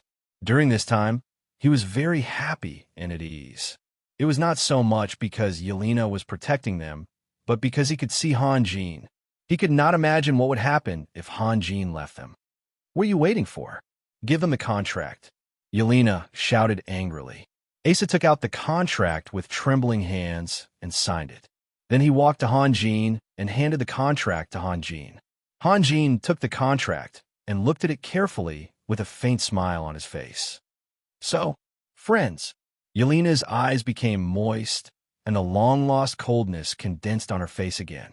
However, her tone was very unstable, as if it was filled with too many emotions. Goodbye. Yelena's eyes swept across Morrison's, Sunier, Leger, and Cessa. Finally, her gaze fell on Hanjin. She stared deeply at Hanjin, then turned and walked into the forest. Raphael. Morrison's was a little anxious. Hanjin did not say a word. He just stared at Yelena's back in a daze. After more than a year of rough experiences, Hanjin's prestige was unshakable. If he did not say anything, Leger and the others could only remain silent. Even an impatient person like Morrison's could only remind Hanjin. He would never ask Yelena to stay. This was a matter of principle. When Yelena passed by Asa and the others, she paused and said softly, "You guys stay here. Don't follow me." Asa clenched his teeth and stubbornly stood beside Yelena. With Asa as an example, the other young magicians also gathered around. No one backed down. Perhaps taking this step would lead to death, but taking a step back would allow them to drag out an ignoble existence. However, even the most humble life had its own perseverance and beliefs. Some of them had suggested using the space scroll to escape when Hanjin was fighting with the enemy. However, that was because Hanjin was just an outsider, a mercenary hired by them. Abandoning their mentor was a different matter. They could not do it no matter what. Yelena let out a soft sigh and once again walked slowly into the forest. "If you leave us, you won't have a chance to live." Hanjin finally spoke. "This guy's Light of the Dark Knight mercenary team has been killed. Do you know what this means? A very powerful mercenary group has also accepted the Black Mission. Raphael, you've overestimated yourself and underestimated me." Yelena turned around, her cold and arrogant demeanor once again returning to her usual cold and arrogant demeanor. "Yelena, I didn't mean to slander you. I'm sorry if my wording made you uncomfortable." Hanjin smiled. "I meant that you need some time to gradually grow. Before that, please accept my help. Don't worry, I won't ask for a reward." "You mean, you want to protect me?" Yelena asked coldly. "Why?" Although her face was cold, her heart was in turmoil. Background, status, beauty, and strength. As long as one had any one of these advantages, they would become the center of attention. However, Yelena had all of them. In the capital of elements, there were even people who used the word perfect to describe Yelena, and the number of young men who pursued her was uncountable. However, no one had ever said to Yelena, "I want to protect you." Protect a magus? What kind of joke was this? Even the most shameless person had a bottom line. How could they say such shameless words? However, for a girl who had just fallen in love, 10,000 flowers and 10,000 words of praise were far less valuable than a single promise. "I want to protect you." In the past, Yelena had hidden herself under a cold mask. Talent was just talent. Her inner world was like that of an ordinary girl. She had her own fantasies and visions. She had also sketched out a handsome, strong, gentle Prince Charming who would not be afraid of any challenge for her. No reason. Han Jin's smile gave people a feeling of elegance. Well, let's get ready. We have to continue our journey. Yelena gently bit her lips. No matter how Han Jin answered, she would continue to question him. However, Han Jin's no reason made her speechless. Her chest was a little stuffy, and something hot was boiling inside. Asa and the others couldn't help but look happy. Han Jin's everyone obviously included them. Moreover, judging from Yelena's expression, she didn't seem to want to insist on leaving. As a captive, Chipango had forgotten that he was a captive. He almost couldn't believe his ears. Were these unknown mercenaries crazy? They wanted to protect a magus? And they said it so matter-of-factly. Raphael, what should we do with this guy? Morrison's kicked Chipango. Han Jin's gaze fell on Chipango. Morrison said, although this guy has been very cooperative, he has seen our situation and even knows who our leader is. Should we still let him go? Sir, I'm willing to go with you. The corner of Chipango's eye twitched. I rarely return to isolated Cliff City. I spend most of the year wandering in the forest. I know this forest very well. Sir, there must be something I can help with. Let's take him with us, Han Jin said in a low voice. Thank you, sir. Thank you, sir. Chipango showed a grateful expression. Leger quietly came over. When Morrisons took Chipango away and there was no one around, he lowered his voice and asked, Raphael, why? Why what? Han Jin smiled. You know, why should we help Yelena? Leger hesitated. I think her leaving voluntarily is the best choice. Why are you stopping her? You'll understand in the future. But I want to know now. Leger smiled bitterly. Opportunity and danger are twins, but most of the time, one will completely overshadow the other. You can only see opportunity, or you can only see danger. Han Jin said softly, if you want to know why, you can talk to Sasu about the capital of elements, Yelena, and the Grand Duke of the capital of elements. Sasu will give you an answer.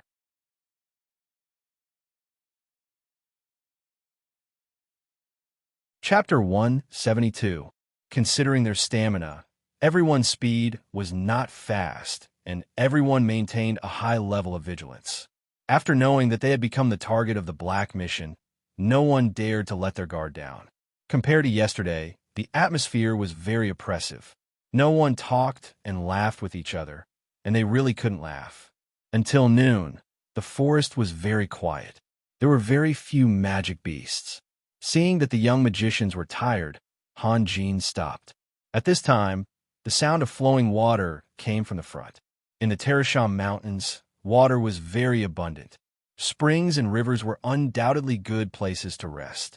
The clear water could wash away the tiredness of people's bodies. There were all kinds of fish living in the springs and rivers, which could be used for a change. Also, the flow of the springs and rivers wasn't constant. Every time there was a rainstorm, the width of the water would increase a lot. Day after day, year after year, the banks of the water would be relatively flat and clean. Therefore, when the mercenaries rested, they would always set up camp near the water. Wait a minute. Leger's figure appeared in front of everyone. There are a few mercenaries there. We should go in another direction. How many mercenaries are there? Han Jin frowned slightly. 2. They are all warriors. Let's go upstream, Seth said. Are we shameful? Han Jin sneered. Let's move on. Maybe it was because he drank a lot of dragon blood, or maybe it was because he had mastered the art of alchemy, but his self-confidence was unprecedentedly high. Anyway, Han Jin's attitude was getting more and more aggressive. Not to mention a few mercenaries. Even if he met Dean Scott of the God's Language Magic Academy, he wouldn't give in. He even attacked first and injured the 9th grade swordsman, Harry. In the past, who would have thought that Han Jin would be so arrogant? Leger was stunned. Then he shrugged his shoulders and walked forward. The others hurriedly followed behind Leger. After walking past a huge, ancient tree, the area in front of them suddenly opened up. On the bank of a small river, 2 soldiers were sitting on both sides, talking and laughing loudly.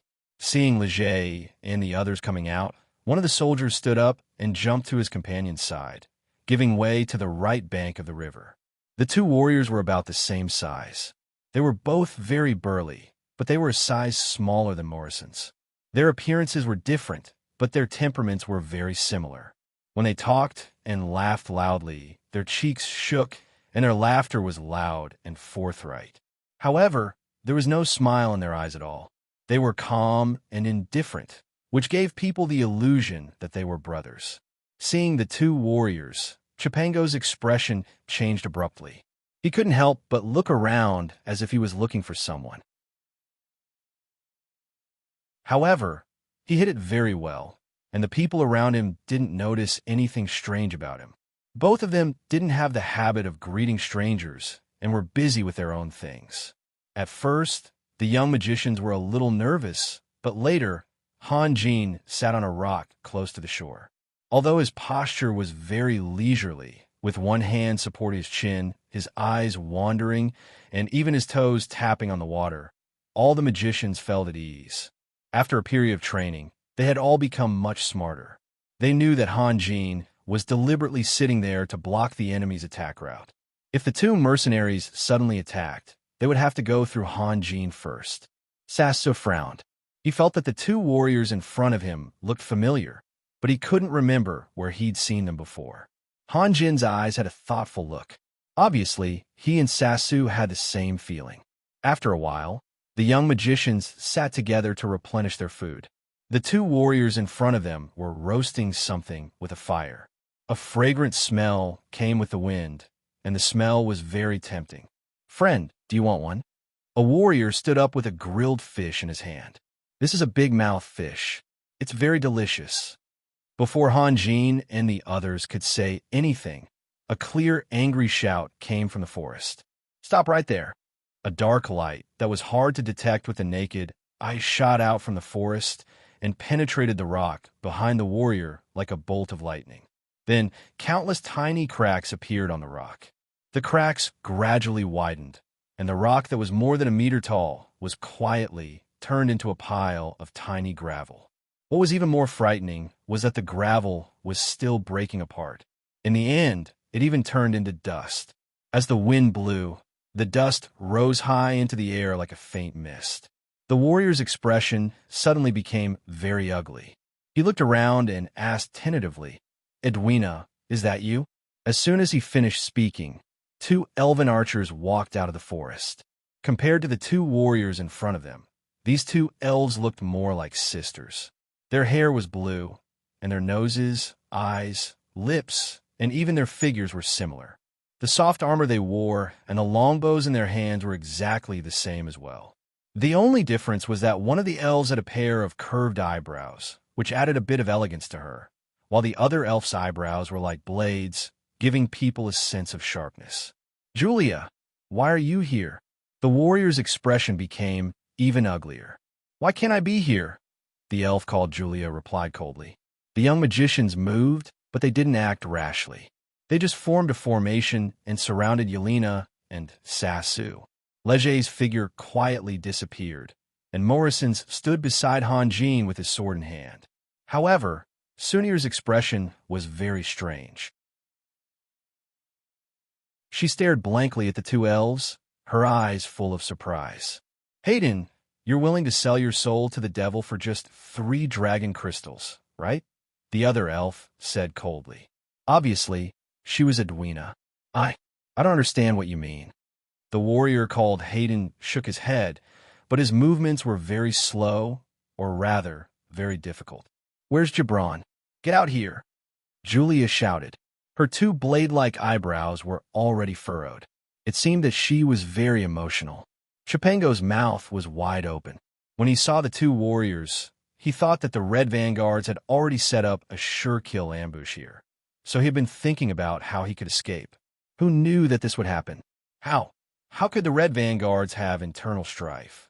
A figure flashed out from behind a tree more than 100 meters away on the other side of the river, and then slowly moved towards them. Julia's gaze was locked on Gibran, but Gibran's gaze didn't move. He didn't dare to look into Julia's eyes. His expression was as ugly as the 2 warriors. "Gibran, I'm not questioning you as a companion," Julia said coldly.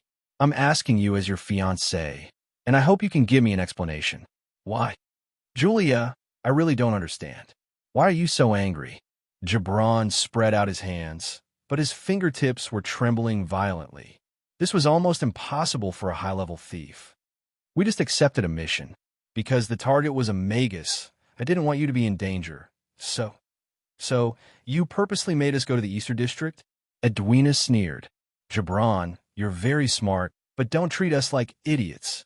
When you made us leave, your eyes had already revealed your secret. Gibran, I admit that you have feelings for Julia. If you weren't worried about Julia, you wouldn't have let us see through you so easily. But we still can't forgive you. What's going on? What's going on? The warrior called Hayden jumped up and shouted in a frantic tone. He pointed at Sunir. All right, I admit. When we were investigating, we found that the little elf had come to the Lily Hotel to look for you. She might be your friend, so we hesitated. But can a little elf compare to 3 dragon crystals? They're dragon crystals. Don't F** King spout nonsense. The other warrior was furious. He pushed Hayden to the side and said with a heavy expression, Julia, Edwina, don't be angry.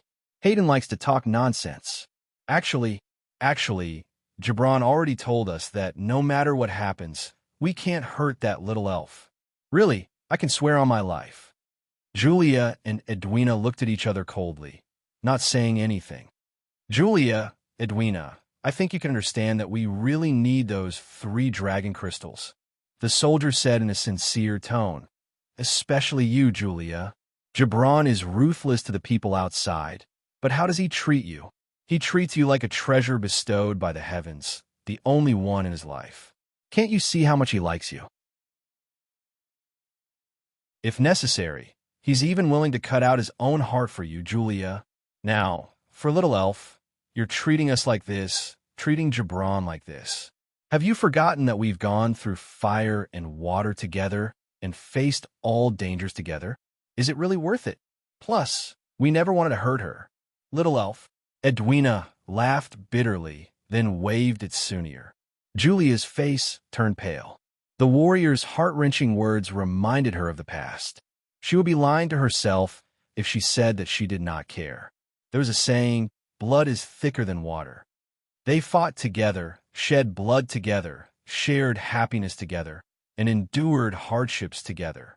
She would still remember the name Red Vanguards even after a few decades, let alone forget about it now.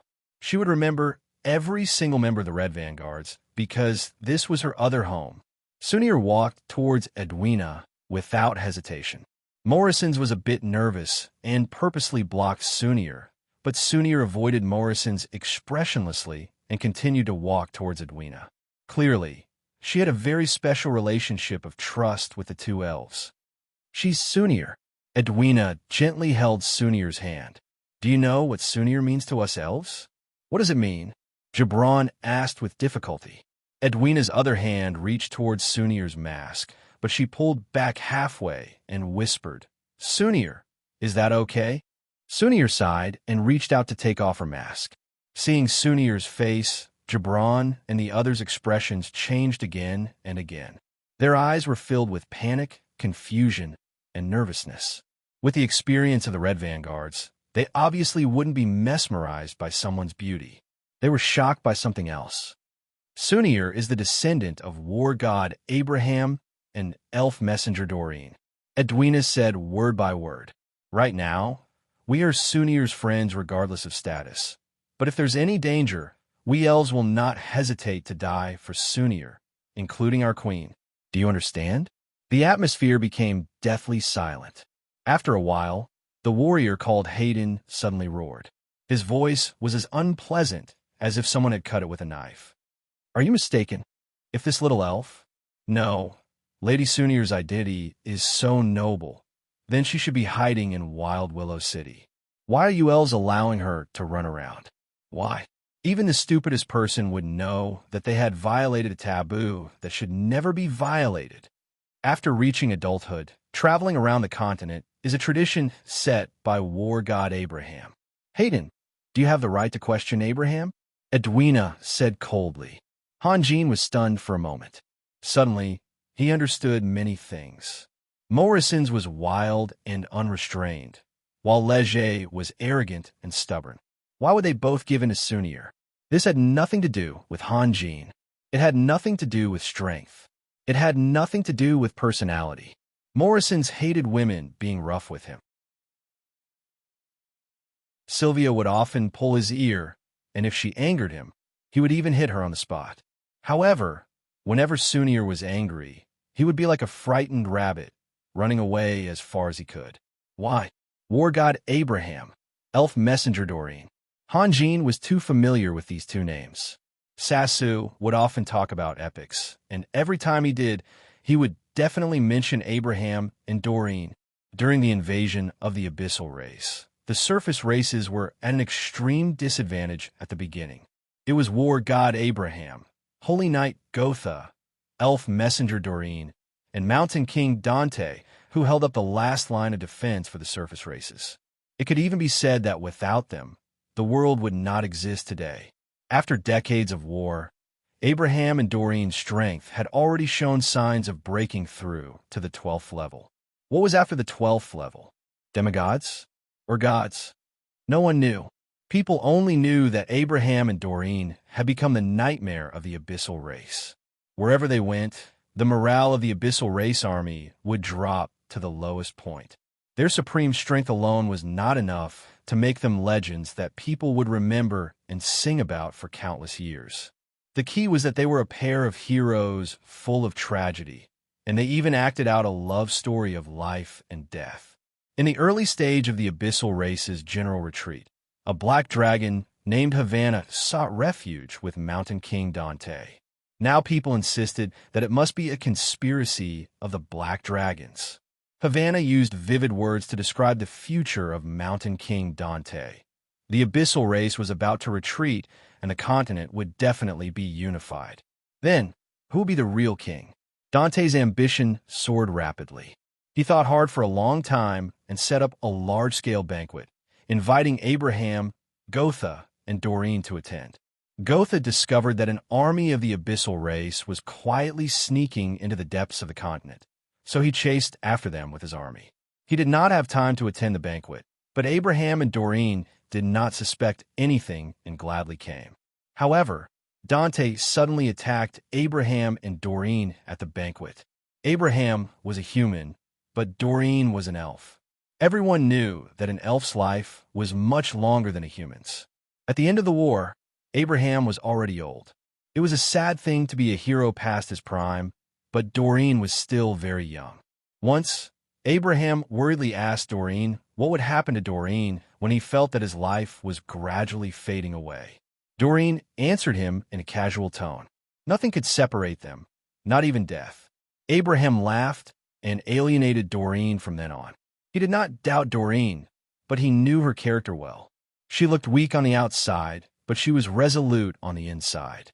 She would do what she said she would do. Abraham also took in a dozen young and beautiful maids, and he fooled around with them every day. He hoped that his behavior would make Doreen feel disgusted. No one would die for a person they hated. This was the only way he could think of. Unfortunately, after decades of husband and wife, Doreen understood Abraham too well.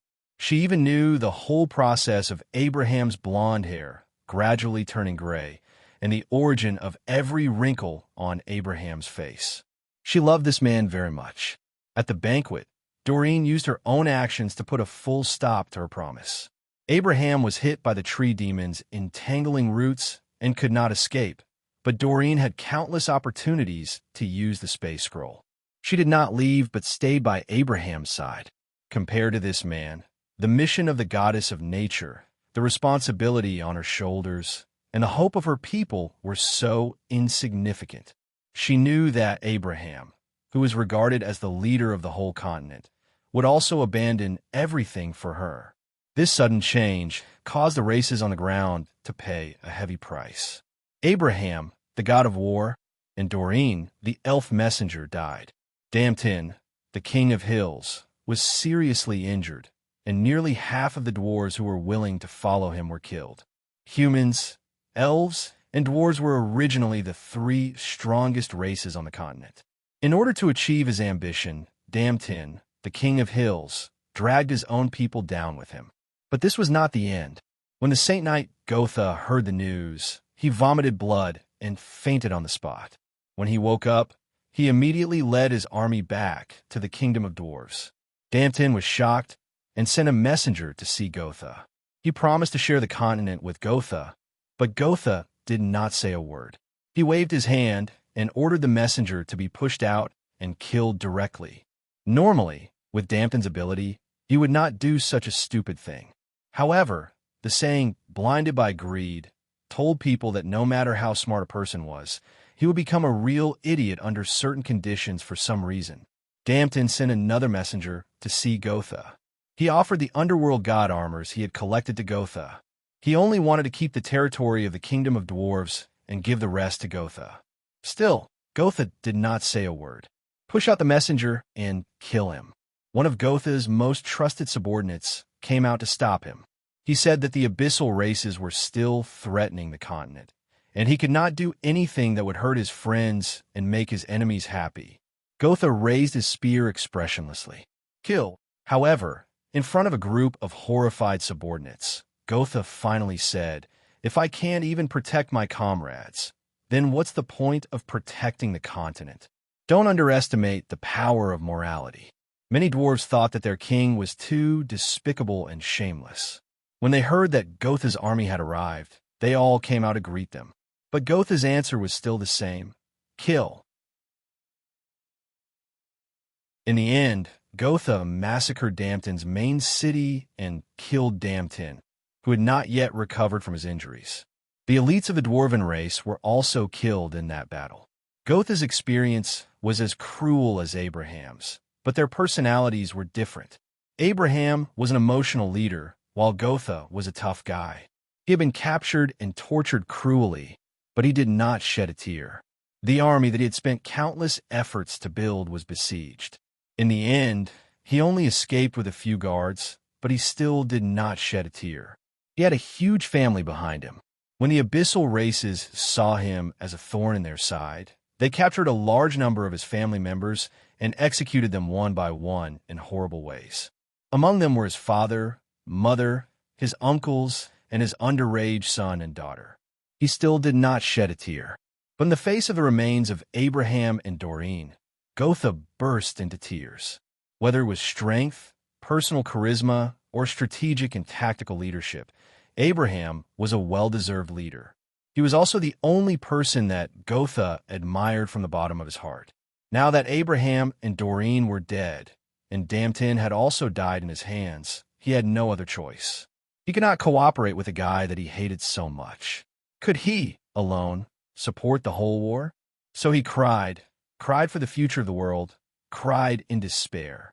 According to the epic, Gotha's loss of self-control affected his subordinates. The people's cries were earth-shattering, and the scene was extremely tragic. After bringing back the remains of Abraham and Doreen, Gotha destroyed his war spear with his own hands and left. Since then, no one knew where he went. It could be said that this was the weakest time for the surface races. The four heroes almost left the stage at the same time. However, the abyssal races were also weak. Suddenly, there was a rebellion underground. They could only give up this great opportunity and retreat underground. The god of war Abraham, the Saint Knight Gotha, the elf messenger Doreen, and the mountain king Damtin formed an invincible iron wall. But in the face of benefits, it collapsed in the blink of an eye. It was really a regrettable thing. The Saint Knight Gotha's revenge was too cruel. All the dwarves that appeared in his sight had to be buried together with Abraham and Doreen. He was criticized by some people who were full of justice.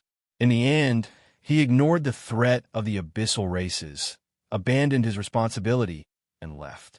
He was even called a coward by others. On the other hand, Abraham and Doreen were tragic heroes. Even the most critical people could not find fault with them, so Gotha's influence was far less than the latter two. Morrisons and Leger were humble, and Gibran and the others were in awe of Sunir. It was the glory left behind by the god of war Abraham and the elf messenger Doreen. It was the supreme glory. For many years, this glory had been influencing generations of powerhouses. It told them what justice was, what faith was, and what loyalty was. Although the chaotic situation had been going on for a long time, and justice, faith, and other good things were collapsing and being forgotten everywhere, facing Sunir, looking at the divine spark mark on Sunir's forehead, and recalling the deeds of Abraham and Doreen, even the most arrogant people would become cautious, or at least have a sense of awe. "Julia," Gibran said in a trembling voice. Only then did he realize how stupid he had been. "Stop." Julia suddenly raised her longbow and said word by word, "Back off. I don't trust you."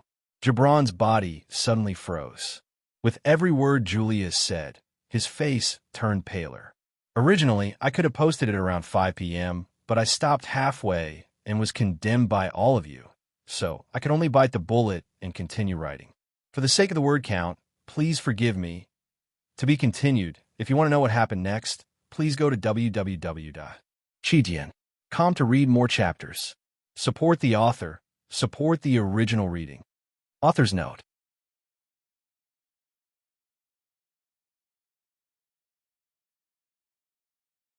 Chapter 173. The two soldiers looked at Gibran's back worriedly. They were in the wrong. They knew that Sunir was Julia and Edwina's friend, and they had tricked Julia and Edwina out of greed for the 3 magic crystals. Now that their plot had been exposed, they felt guilty towards Julia and Edwina, so they couldn't persuade Gibran, nor did they have the right to blame Julia for being heartless. It was a magician wearing a black magic robe.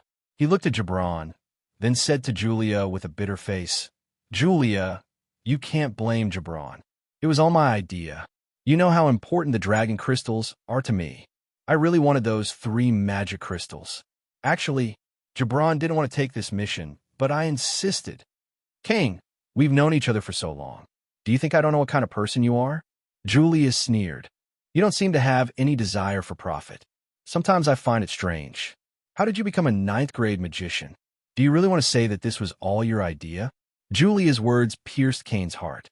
If this 9th-grade magician didn't have a strong desire for profit, then who had a strong desire for profit? Whose idea was all this? Cain was speechless. He wasn't usually good with words. Julia's words were so sharp that he didn't know how to explain himself. Suddenly, Hanjin, who was sitting there quietly as if he was watching a play, turned his head and looked at the southeast corner of the forest. Immediately after, the magician named Cain also sensed something. He hurriedly cast a magic shield on himself and turned to the southeast corner. The members of the Red Vanguards were all experienced mercenaries, and they cooperated well with their companions. Although they didn't notice anything strange, they knew what they had to do when they saw Cain's actions. Only Gibran seemed to be in a daze. Leger had already disappeared into thin air. As a high-grade thief, Gibran was still staring at Julia. 3 figures walked out of the forest side by side. They were all warriors, but their positions were a bit strange. They walked side by side, which meant that they were on the same side. However, they kept a certain distance from each other, as if they didn't completely trust each other.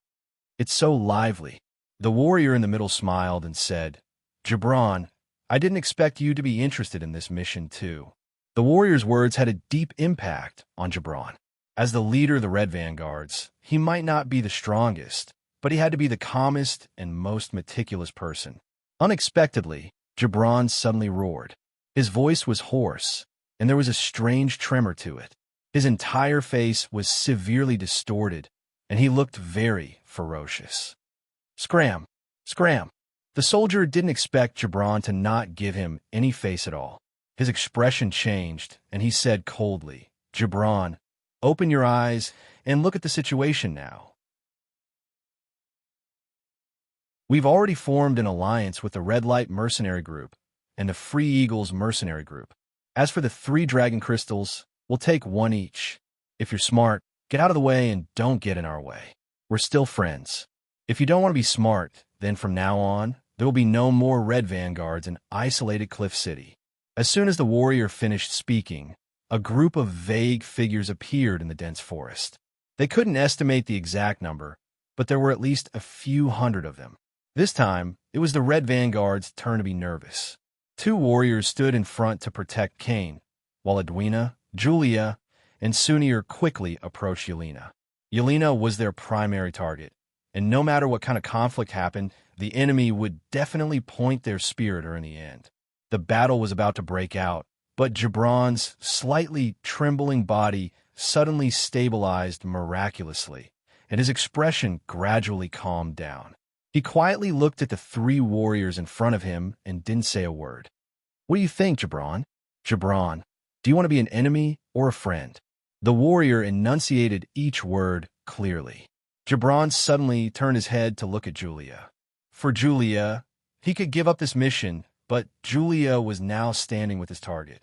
Obviously, as long as Sunir was here, they would have to fight side by side with Sunir. What should I do? A bitter smile appeared at the corner of his mouth. Just a moment ago, he was preparing to attack these people, but now he had to protect them? This world is so funny. Han Jin yawned lazily. It was really incomprehensible that he would yawn in such a tense atmosphere. However, neither the Red Vanguards nor the mercenaries paid attention to Han Jin. In their eyes, Han Jin was just a pitiful little character or even a lamb waiting to be slaughtered. Who would pay attention to a lamb? But here, Han Jin was the absolute center of attention. Seeing Han Jin's leisurely attitude, the young magicians suddenly felt very safe. Their nervousness and panic all disappeared.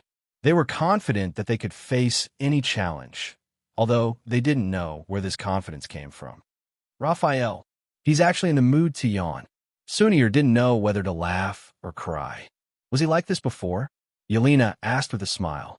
No, he used to be nervous, scared, and angry. Sunir narrowed her eyes, as if she was recalling something. But I don't know when he became like this. That's because he's been growing at an unimaginable speed. He's qualified to be like this. Yelena sighed. She more or less knew some stories about Han Jin. In just over a year, Han Jin had turned from a destitute little noble into a real powerhouse. This speed was unimaginable. At least, she couldn't maintain her pride and confidence in front of Han Jin. Not to mention that Han Jin had saved her several times. One had trained hard for more than 10 years, while the other had only used 1 year. What was there to be proud of? You don't seem to be afraid at all. Sunir looked at Yelena with some surprise. In the past, Yelena would have already begun to release magic in a frenzy, attacking everything that threatened her. But now, Yelena clearly had some things that she didn't have before, such as patience and calmness. What am I afraid of? Yelena's gaze slowly turned to Han Jin. He said that he would protect me. People really shouldn't speak carelessly. No matter how sincere Han Jin was when he made the promise, Yelena remembered it firmly. But no one knew how long she would remember it. Now, how many days? Or maybe forever? Julia and Edwina were both surprised and inexplicable, and their gazes turned to Han Jin at the same time. Who is this person? How dare he boast that he would protect a magus? Han Jin looked up at the sky, then stood up and said indifferently, "Do you still want to fight?" The warrior on the opposite side suddenly looked at Han Jin and said with a grim smile, "Fight? Are we really going to fight?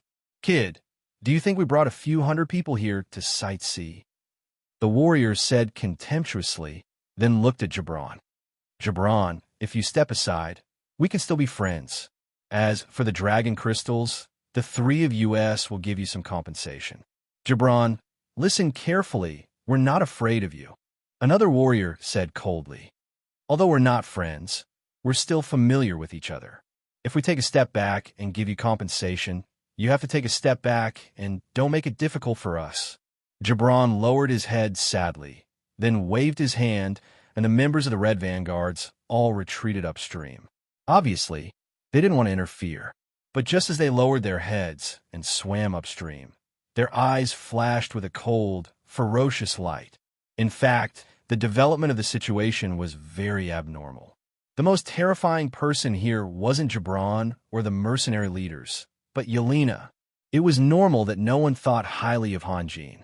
Han Jin and the others had been unknown in isolated Cliff City, but it was difficult to understand why they looked down on a magister. It could only be said that the messenger sent by Lord Forza in Fado City was too good at advertising. In his description, Yelena was a clumsy magister with no actual combat experience, and she was almost killed by a thief who was much weaker than her. Every year, a large number of rookies joined the mercenary team. As experienced mercenaries, they knew how naive and childish the rookies were. In their eyes, Yelena was just a relatively powerful rookie, but no matter how powerful a rookie was, she was still a rookie. Chipango's mercenary team was only a second-rate one, but they dared to have designs on Yelena. This was the power of advertising. All the mercenaries ignored the fact that Yelena had become a magister at such a young age. In addition to her talent and the support of her family, her intelligence and perception were extraordinary. She didn't realize her shortcomings before, so naturally, she couldn't make any progress. Now that she had experienced so much, how could she continue to be ignorant? The ordeal of coming back from the dead was enough to change an ordinary person, let alone Yelena, who was amazingly intelligent. How long can you hold on? Hanjin turned around and asked with a smile. Shouldn't you be the one holding on? Yelena didn't want to accept Hanjin's suggestion. She wanted to release powerful magic and blast these arrogant guys into pieces. I can't hold on. There are too many of them. Hanjin shook his head. You're so straightforward. Yelena laughed and then paused. Very long. If she only released a defensive shield and kept it running, she was confident that she could hold on for a long time. Then I'm relieved. Hanjin waved his hand, and suddenly, an extremely dazzling sharp light appeared between heaven and earth. Compared to this sharp light, the noon sun seemed very dim. Except for a few powerful mercenaries who could barely control themselves, most people couldn't help but close their eyes.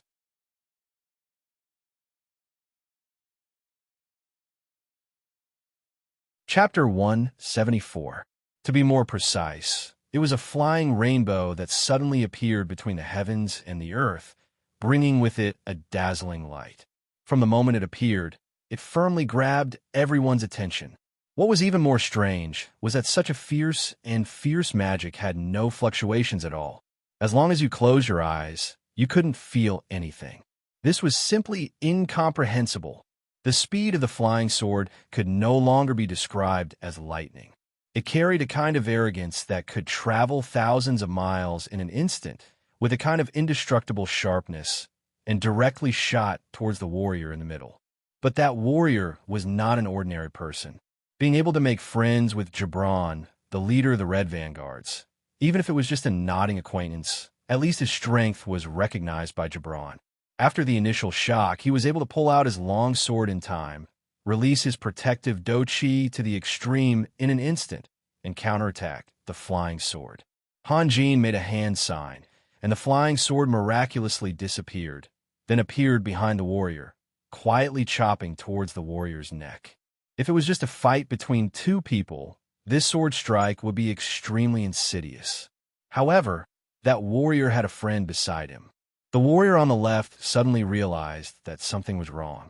He took a step forward and jumped 7 or 8 meters away. He waved his long sword and tried his best to meet Flying Rainbow. The warrior on the right raised his short battle axe and also rushed forward.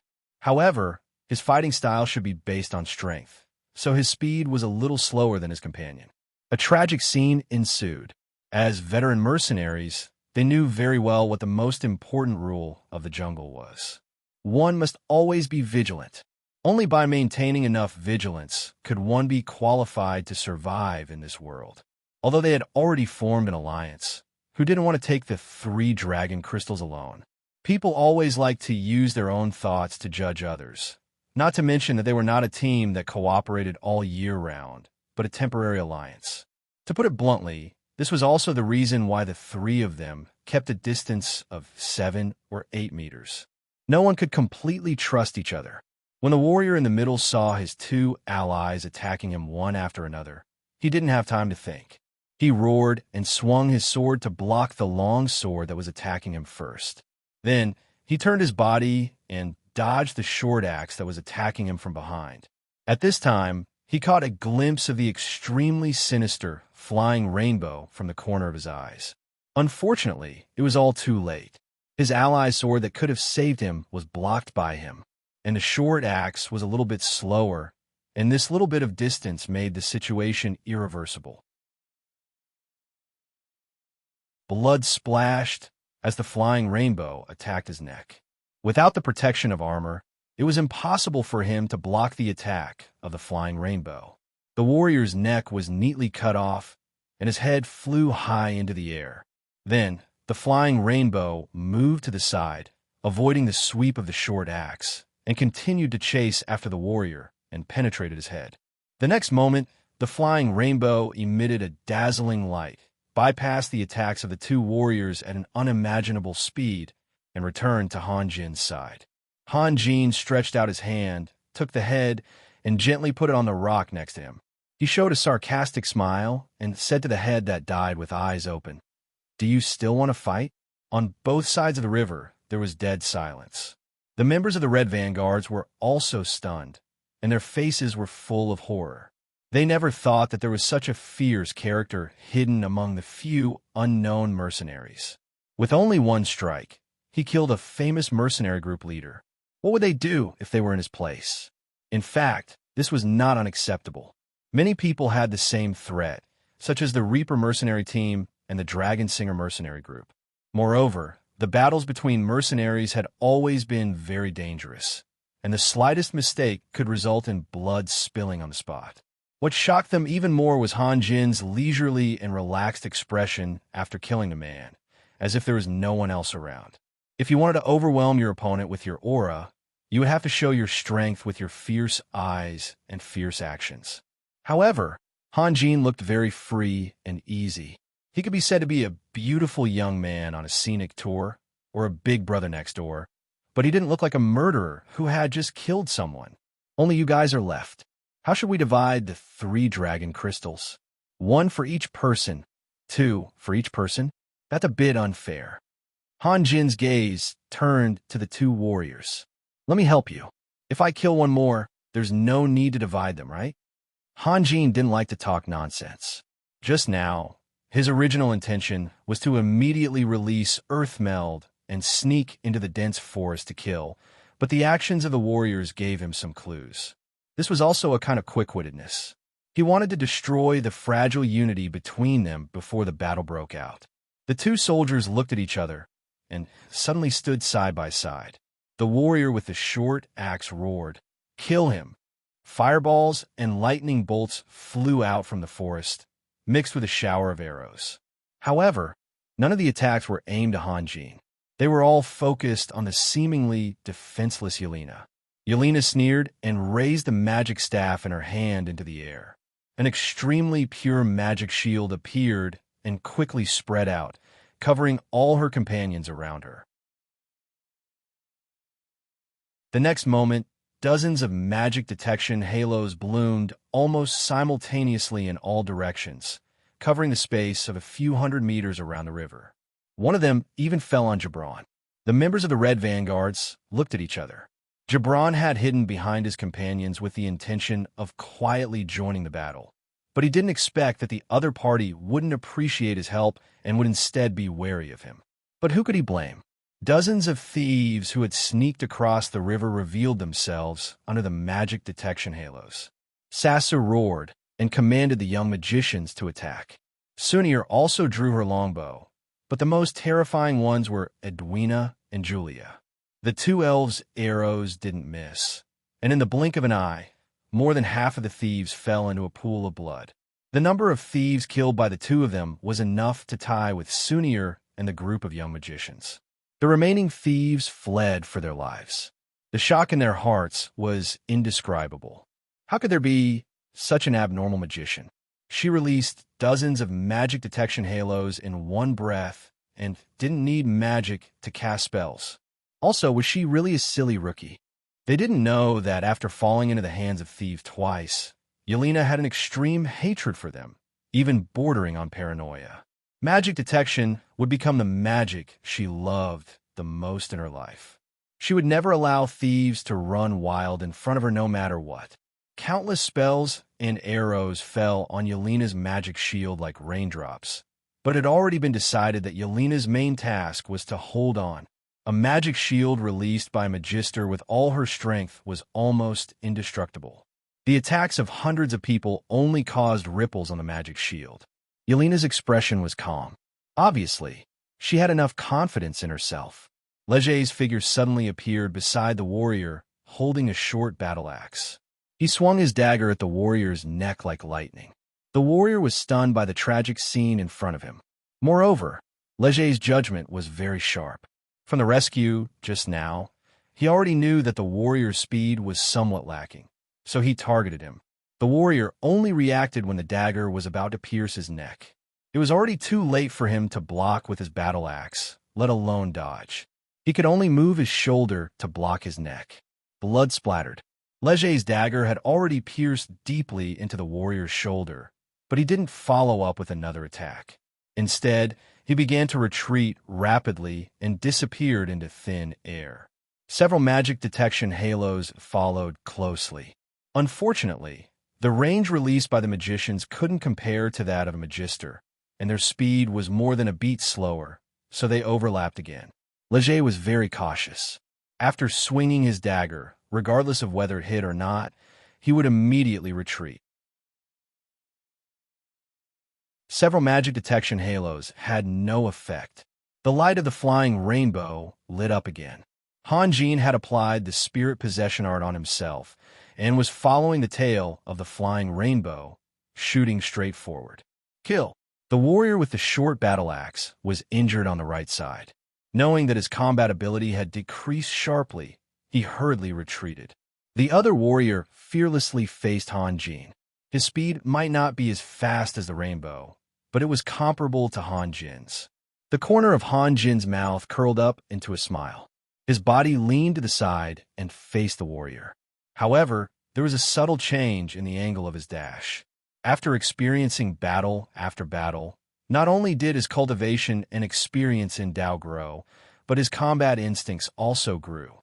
It must be known that even the most exquisite combat techniques were gradually evolved through bloody battles.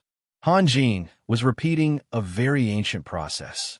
The dazzling rainbow shot up into the sky and bypassed the warrior blocking its way. The warrior had no time to support his companion. He had already made a quick decision. As long as he killed Han Jin, that magic would definitely lose its effectiveness. In the midst of a crazy roar, a long sword wrapped in a dazzling light of fighting aura stabbed straight at Han Jin's chest. Looking at the unstoppable force, if this sword pierced through, it would not be as simple as piercing a hole in the body. Han Jin's body might explode into pieces. From Han Jin's angle, he could no longer see the warrior with the short battle axe. Obviously, the other party could not see him either. Han Jin faced the long sword and fell forward. The dazzling sword light passed through his back, and he fell into the ground and disappeared without a trace. The warrior with the battle axe saw that the situation was not good. He hurriedly passed the battle axe to his left hand and swept it back in the air, trying to block the terrifying rainbow. But at this moment, Han Jin's figure rose from behind him like a ghost. He waved his palm forward and lightly patted. His palm seemed to be weak, but when it hit the warrior's back, it made a loud bang. The warrior could not help but fall forward. Get lost! With a roar, the warrior who was tricked by Han Jin threw his sword back. It hit the rainbow from the back. The rainbow was knocked to the side and brushed past the warrior with the battle axe. Although it did not hurt him, it frightened him and made him break out in a cold sweat. What kind of fighting spirit a person possessed, or whether they were a brave warrior or a coward, will be displayed vividly at this moment. The warrior with the battle axe had just narrowly escaped death, but he immediately swung his battle axe, sweeping flying rainbow from the side. With a bang, the rainbow was hit and flew out. Han Jin's figure also shook violently. He hurriedly made a hand sign. Without looking back, he controlled the flying sword to fly straight into the dense forest. He did not want to continue to be entangled with the two warriors.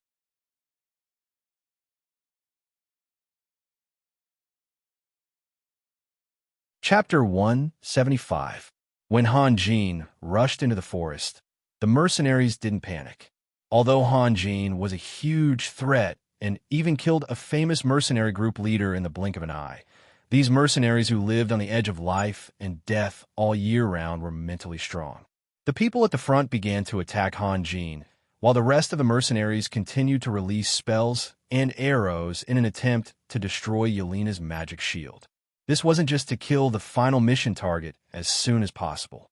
Whether it was those who looked down on Yelena or those who were vigilant, they all knew that they couldn't let a magus free up to release large-scale offensive spells. Otherwise, it would definitely cause a calamity of destruction. In fact, the mercenaries still had the upper hand. Only Han Jin and Leger dared to charge forward. Morrison's, Sisu, and Sunir could only hide behind the magic shield. There were so many mages and archers that if they left the magic shield, they would be killed in an instant. The mercenaries had already sent out dozens of warriors and rushed across the river from both sides, shouting as they surrounded them. The mercenaries' tactics were very mature. With them distracting the mages' attention, their companions in the forest didn't need to defend and could attack with all their might. Everything was for the sake of ending the battle as soon as possible. Julia and Edwina looked at each other. Then, Julia took out a green arrow from her quiver and slowly drew her longbow, aiming at the mercenaries who were coming from the left flank. Edwina immediately understood Julia's intention and hurriedly said to Sunir, "You guys attack the right flank." "Sasu, right flank," Sunir shouted. The ferocious faces were getting closer and closer. The reward for this mission was 3 dragon crystals. Even if everyone could only get a little, it would be enough for them to live comfortably for the rest of their lives. If they were tired of this bloody life, they could retire early and enjoy peace. How could they not give their lives in this final battle? The young magicians panicked when they saw the enemies approaching at a high speed. Cessation bellowed, "Use all your magic power! Attack! Attack!" Before he finished his roar, he had already released a large fireball, hitting the mercenary who was charging at the front. With a loud bang, the fireball exploded on the mercenary's body. But in the next moment, the mercenary rushed out from the flames. The armor in front of his chest was almost destroyed by the explosion, and even his black chest hair was exposed. The light of his do chi had dimmed a lot, and his mouth and nose were bleeding. But he still roared and continued to rush forward, completely disregarding his own life. Sunir raised her hand and shot an arrow. The arrow was like a bolt of lightning, and it accurately pierced the mercenary's mouth. The mercenary flew backward as if he had been punched in the face, knocking into his companions behind him. However, his companions mercilessly kicked him to take his place. Humans die for wealth, and birds die for food. No matter which world you were in, this was an undeniable truth. Julia's forehead was already covered in sweat. She finally released her arrow. The green light disappeared in a flash, and then a black, thick tree root suddenly drilled out of the ground. In the blink of an eye, it wrapped around the mercenaries who were charging from the left flank. Trent's arrow. "It's Julia!" A few mercenaries cried out in despair. The Red Vanguard's mercenary team was a famous mercenary team. Even those who had never seen them knew how powerful they were. The Trent's arrow was Julia's famous skill. Actually, the Trent's arrow wasn't fatal. At most, it could control them for a short period of time. After releasing the Trent's arrow, Julia's stamina would be greatly depleted, so she couldn't continue attacking. However, don't forget that Julia and Edwina were sisters. They were inseparable. The moment the tree root appeared, they already knew their fate. Edwina didn't disappoint anyone. Without any warning, a bowl-sized bloody hole appeared on a mercenary's forehead. Blood, brain matter, and broken bones flew everywhere. Before the other mercenaries could recover from this tragic scene, another mercenary's neck was hit. The arrow carried an enormous force and tore his neck apart. Blood gushed into the sky, and the large head flew high into the air. "Edwina is here too." Wind blade ripping arrow. A mercenary let out a meaningless shout. Of course Edwina was here. The cooperation between the two sisters had always been very good. One was in charge of control, while the other was in charge of killing.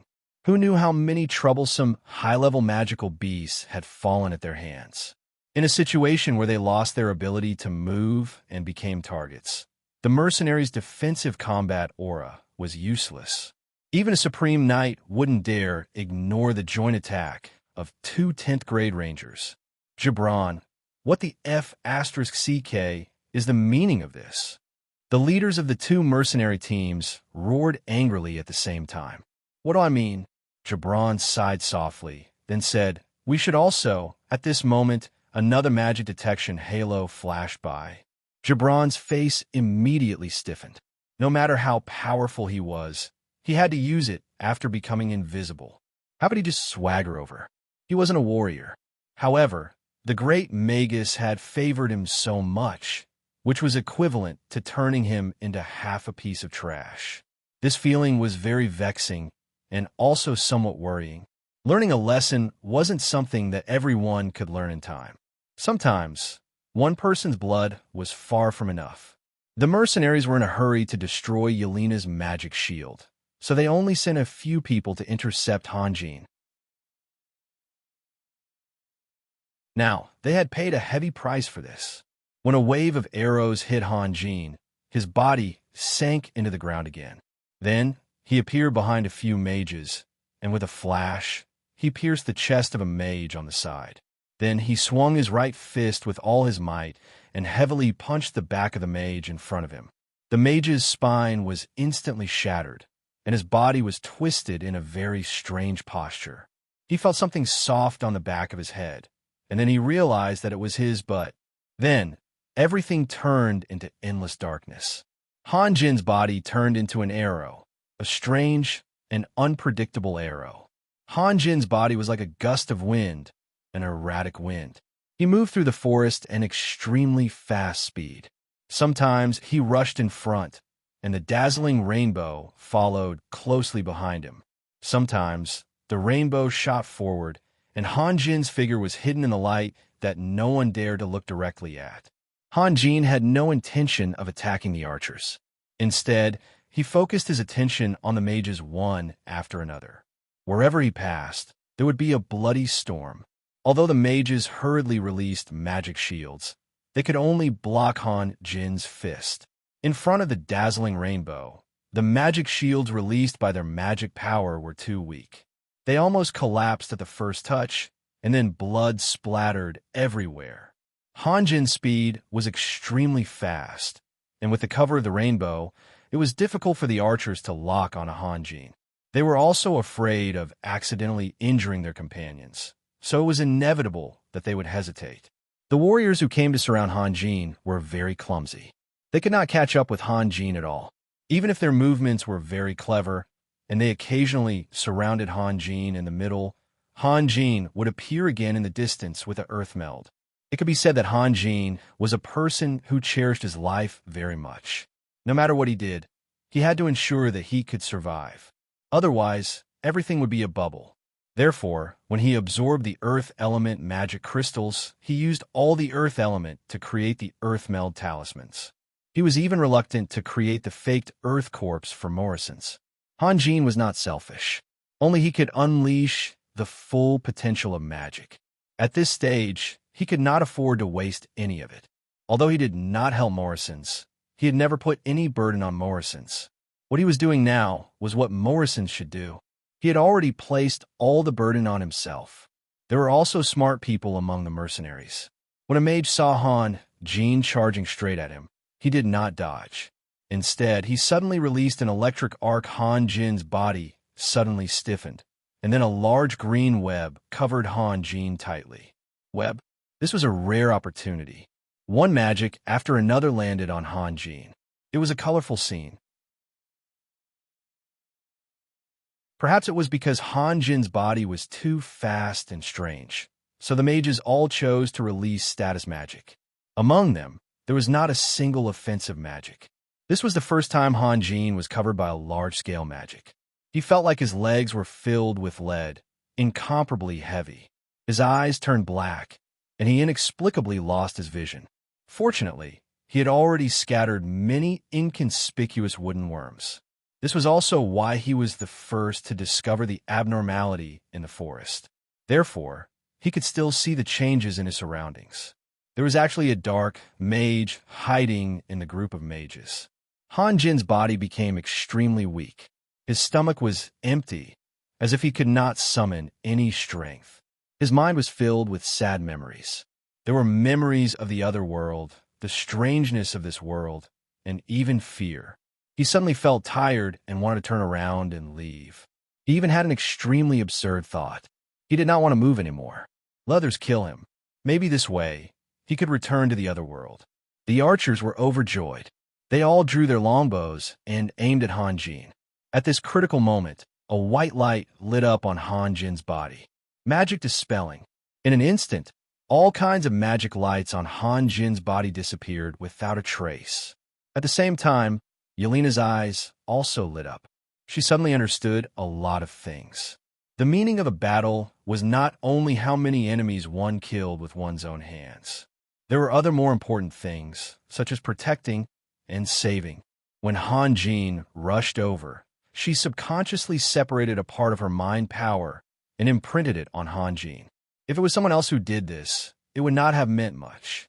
Only she, with her Magister-level mind power, could maintain a long-distance observation. Only she could use her overwhelming advantage of magic to instantly dispel all negative magic. I saw a review left by a friend. He said that he hoped that I could finish writing this scene today, but my physical condition does not allow it. When I am in a good state, I will strive to write more words. A few days ago, I had a few outbursts, but my condition was not good enough. I really cannot write.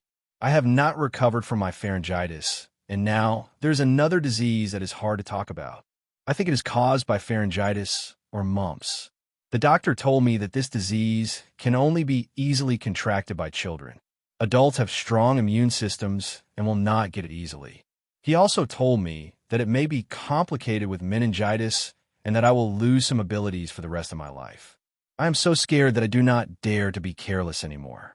I go out and get 2 injections every day to ensure that I get 10 hours of sleep. I used to be very healthy. When I was in school, I practiced Sanda, yoga, and Qigong. I was full of energy and almost never got sick. When a classmate was hospitalized with hepatitis, no one dared to go. I was the only one who dared to take care of him because I was confident in myself. Since I opened the internet cafe 7 or 8 years ago, my work and rest schedule have never been stable. I slept during the day and slept at night the next day. It was a mess, and I was complacent, thinking that I was strong. If it were someone else, they would have collapsed long ago. These 2 illnesses made me sober up a lot. No matter how good the body is, it shouldn't be used to abuse it. I've learned a lesson from my predecessor. Everyone, please take care of your own body. When you're playing, when you're going crazy, remember to save some energy.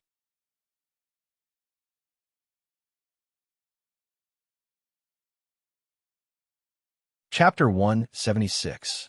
As soon as Han Jin regained his consciousness, he cast the charm of spirit refreshment on himself. The next moment, he disappeared from the ground and reappeared behind the magician who had released the first electric arc. With the momentum of his palm, the magician was sent flying forward with a scream. Han Jin's expression had changed greatly. His pupils shrunk to the size of a needle, his eyes narrowed, and his handsome face was even twisted together. Dying in a daze would make people feel very unwilling, but this was still a small matter. The group of mercenaries should never have reminded Han Jin of the past. His master only accepted him as a disciple, and in his master's words, he couldn't accept a second disciple.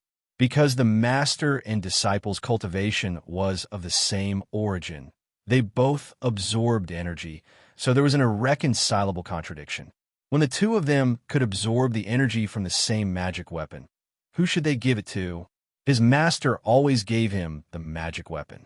At first, he didn't understand, but after a long time, he slowly understood his master's painstaking efforts. Although the same energy produced a very different effect on the master and disciple, it was common knowledge that the less, the more, the more. Moreover, most cultivators were indifferent people.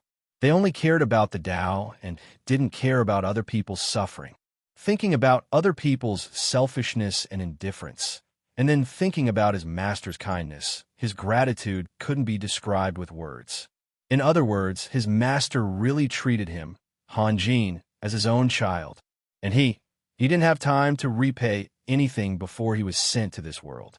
This was an eternal pain in his heart, a pain that couldn't be touched. He also knew that with his master's level, he didn't have the time and energy to find a second disciple. His master searched in the vast sea of people for dozens of years before he found him. From then on, his master devoted his heart to him, especially when he just started cultivating. He didn't leave his master's side, painstakingly explained the Taoist scriptures, taught him various Taoist techniques, strengths and weaknesses, and gave him the rare treasures that he occasionally encountered. He even forgot about his own cultivation. Every day, his master had endless things to say. He used to think that his master was used to being lonely, so he wanted to find someone to talk to. He also thought that his master was too long-winded. Later, he understood that a cultivator who was about to touch the Tao couldn't even control his emotions. His master was afraid that he wouldn't be able to master it and would suffer in the future, so he wholeheartedly imparted all his understanding to him. His inexplicable disappearance was a heavy blow to Master. His master had once said that he would wait for him for 10 years. That meant that his master was running out of time. This was his limit. He thought about how his master had gone against the will of heaven and earth by himself, facing the test of the heavenly tribulation with a heart full of loneliness. When he looked up, there was the silent sky, and when he lowered his head, there was the silent sand. If he failed, he would completely turn into dust, and there wouldn't even be a person to send him off. What kind of loneliness was this? At this moment, Han Jin's heart was filled with boundless killing intent. If he could, he would even destroy this world. A stone stirs up 1,000 waves. Han Jin recited in a tone full of vicissitudes, but no one here could understand his words. They only thought that it was a strange incantation. Don't let him chant. Charge! The mercenaries howled and surrounded him from all directions. They didn't understand how a magician could freely attack and chant at the same time. Unfortunately, now was not the time to think about such things. Every time Han Jin uttered a word, his body would move to another direction. Every time he uttered 7 words, he would launch 7 attacks. However, only the first magician who was attacked was injured. The rest of the magicians, under the protection of the magic barrier, only suffered light injuries at most. No one noticed that the rainbow had quietly flown out of the forest. It stopped in the air, unmoving. The dazzling light flickered as if it was waiting for something. Han Jin didn't launch any more attacks. His body floated to the left and to the right at times. Whenever he was surrounded by enemies or targeted by magic, he would release the earth meld technique and emerge from another place. His hands, an extremely graceful and swift speed, were constantly forming hand seals. However, the mercenaries' fighting spirit was very strong. Moreover, there were many of them. In a short period of time, he was forced to release the earth meld technique 4 times. However, his spell was almost complete. The last time he stepped into the city alone, he was invincible. That was because Zagund had transferred all the first-rate troops away. The troops left behind were all miscellaneous troops. Moreover, the soldiers' individual combat strength wasn't very strong. Therefore, Han Jin took advantage of this loophole. However, the mercenaries' combat strength was much stronger than normal soldiers. They were also very good at this kind of chaotic battle. Han Jin charged for half a day, but the results were minimal. He couldn't affect the overall situation, and he almost lost his life. He could only use the ultimate technique that he had inherited from his master. Suddenly, Han Jin's body shot into the sky like a firework. With a wave of his hand, a flash of golden light collided with his own flying rainbow. The flying rainbow seemed to have a life of its own as it let out a sorrowful cry. In the blink of an eye, the rainbow turned into countless rays of light that scattered in all directions. The rays of light were so dense that they could be described as covering the sky. No matter where one looked, One could see the rays of light flying in all directions. Within a radius of more than 100 meters, all the tall trees and bushes collapsed at the same time. The trunks, branches, and leaves were all crushed into pieces in an instant. Clouds of smoke and dust were stirred up from the ground, and various colors were splashed everywhere. There were green leaves, brown tree roots, black soil, and red flesh. There were also fallen helmets, broken magic staffs, longbows, twisted long swords, and battle axes. Han Jin's single attack had turned this place into a tragic slaughterhouse. Han Jin's body fell from the sky and then straightened up. No one had to hide anymore. The forest within a radius of more than 100 meters had been razed to the ground. In addition to Han Jin, there were dozens of mercenaries standing there in all kinds of panicked and embarrassed postures. The dust had settled, but they still hadn't reacted. Was it over? Under the all-pervasive attack of light and shadow, there was nowhere to hide, let alone dodge. At this moment, it was a test of one's absolute defense. The remaining dozen or so thieves and an unknown number of archers were all strangled in an instant. Almost all of the survivors were mages and warriors. They were better than their companions in terms of strength. One of them relied on a magic shield, while the other relied on their combat power to protect themselves. However, they had now become birds that were startled by the mere twang of a bow. They stood there blankly, not daring to even approach Han Jin, let alone attack. On the opposite side, Yelena, Sunir, and the others had also witnessed everything. Their expressions were not much better than those of the remaining mercenaries. Was it a small-scale forbidden spell? But why couldn't anyone feel any magical fluctuations? Also, when did Han Jin have the ability to release a forbidden spell? Han Jin slowly stretched out his hand, and scattered light spots gathered in his palm. People seemed to faintly hear a sorrowful cry, full of the taste of parting. The flying rainbow had completely disappeared from the world. When cultivators fought with each other, they didn't just rely on magic weapons. Could it be that the one with the stronger and more powerful magic weapon would be the winner? The one at a disadvantage could only close their eyes and wait for death. As the saying goes, when one is in dire straits, one will think of change. People who are in a desperate situation must try their best to survive. If one's strength was inferior, then one could only seek a breakthrough in technique. Dao also required technique. What Han Jin had released was a unique skill created by his master. However, because his master had lived for a long time and his character was somewhat rotten, he named the sword skill "A Stone Stirs 1,000 Waves."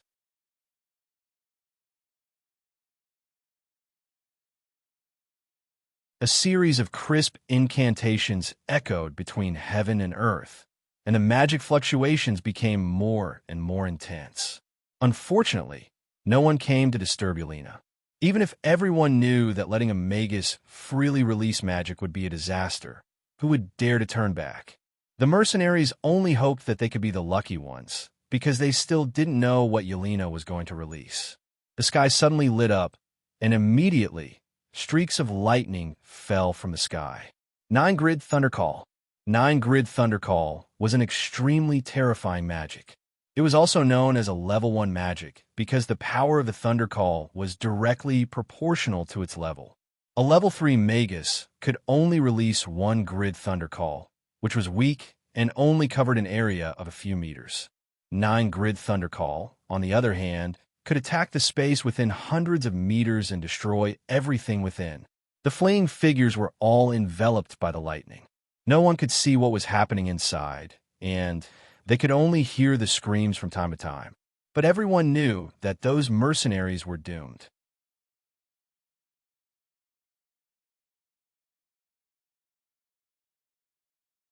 Chapter 177. Looking down from the top of the mountain, one could see yesterday's battlefield.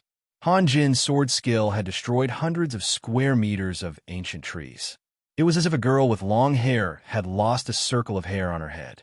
It was very conspicuous in the endless forest, but it was also a bit of a spoilsport. Han Jin stood alone at the edge of the cliff, overlooking the forest. He wasn't reminiscing about his victory. If his master had released his sword technique, no one would have been able to survive within the range of the sword light. In fact, he had brought shame to his master. Han Jin's thoughts drifted to somewhere else. Some things were fine if they weren't mentioned, but once they were touched, he would feel a heart-wrenching pain. Since yesterday, he hadn't been in a good mood. On yesterday's battlefield, there were 7 or 8 small black dots moving around. They were all young magicians, collecting spoils of war. Although Han Jin and Yelena had released powerful spells and destroyed many things, it didn't mean that they couldn't find anything. In Morrison's words, no matter how thin a rat's leg is, it's still meat. Raphael, what are you doing? Leger asked as he slowly walked over. I'm a bit bored, so I'm staying here for a while. Han Jin's expression and tone were somewhat cold. At this moment, he just wanted to be quiet and didn't want to interact with anyone. Sunir wanted to come and see you, but she's a bit embarrassed. Leger acted as if he couldn't understand Han Jin's expression and changed the topic. Embarrassed. Han Jin was stunned. She came to stand with you for a while this morning, and after she went back, she blushed for a long time. Leger smiled. This place is too conspicuous. Everyone saw your every move in the morning. Oh, Han Jin's expression returned to indifference. Are you okay? Leger couldn't help but smile bitterly. I'm fine. You're fine, but I'm not. Leger paused. Tell me, how are you going to compensate me? Compensate? Compensate for what? Raphael, don't play dumb with me. Leger said angrily. How dangerous was yesterday? I've been following you, hoping to help you. Who would have thought that you would cast that kind of magic? Fortunately, I noticed that your face had become very scary. I knew that something was wrong and hurriedly left the forest. Otherwise, I would have died a heroic death yesterday. Han Jin's expression finally changed a little as he quietly looked at Leger. Not talking? Do you think it's over if you don't say anything? Reg said angrily. Also, didn't we set up all kinds of hand signals? You knew that I would follow you, so why didn't you give me any hints? Am I that unimportant in your heart? Do I deserve to die? If they were here to express their concern, Han Jin wouldn't have bothered with them. He missed his master, but Leger's accusation couldn't be avoided. He really was careless yesterday. At that moment, he had forgotten everything. He only knew how to vent his anger and couldn't care about anything else. If Leger didn't mention it, he wouldn't have realized that Leger was in danger. Han Jin seemed to be struggling. I'm sorry. At this moment, he didn't know what to say. Luckily, Leger was always very alert. Otherwise, he would have made a big mistake. Don't say these useless things. Leger curled his lips. I want compensation. Actually, Leger's goal wasn't to blame anyone, so he didn't continue with the why didn't you give hints question. Then tell me, what do you want? Han Jin smiled faintly. Perhaps it was because Leger was usually very calm and didn't have the experience of being unreasonable with others. He also couldn't be like Morrison's, so when Leger talked about the conditions and compensation, his expression was somewhat unnatural. Thinking about Morrison's, Han Jin's heart couldn't help but skip a beat. He thought that after Sunir, Morrison's would definitely come to persuade him. The two of them had known each other for the longest time, and their relationship was very deep. Even the same team, there were differences in the depth of the relationship between members. In comparison, Leger was the most difficult person to talk to. Who would have thought that instead of Morrison's, Leger would come? In the forest, Morrison's was sitting on a rock. His chin was resting on the hilt of his sword.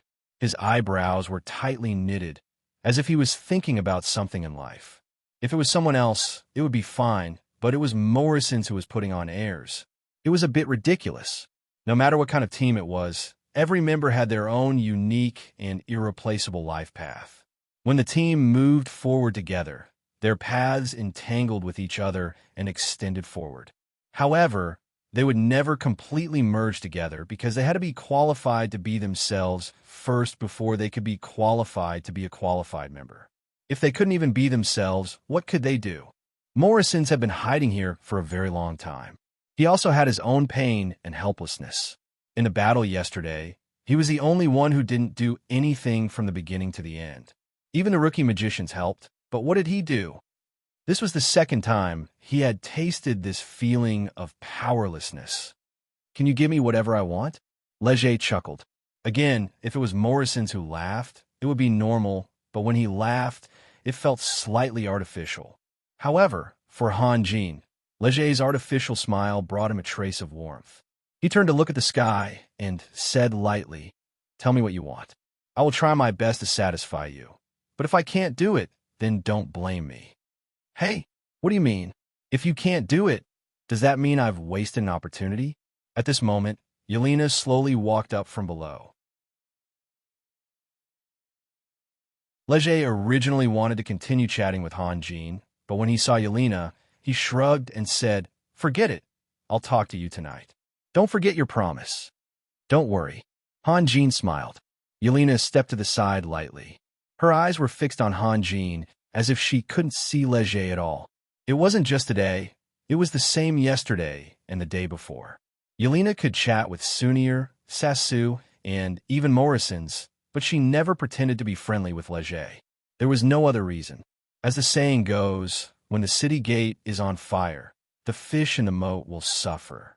Who asked Leger to be a thief? "Why are you all here one by one? Is something the matter?" Han Jin asked slowly. Talking with Leger just now made him feel better.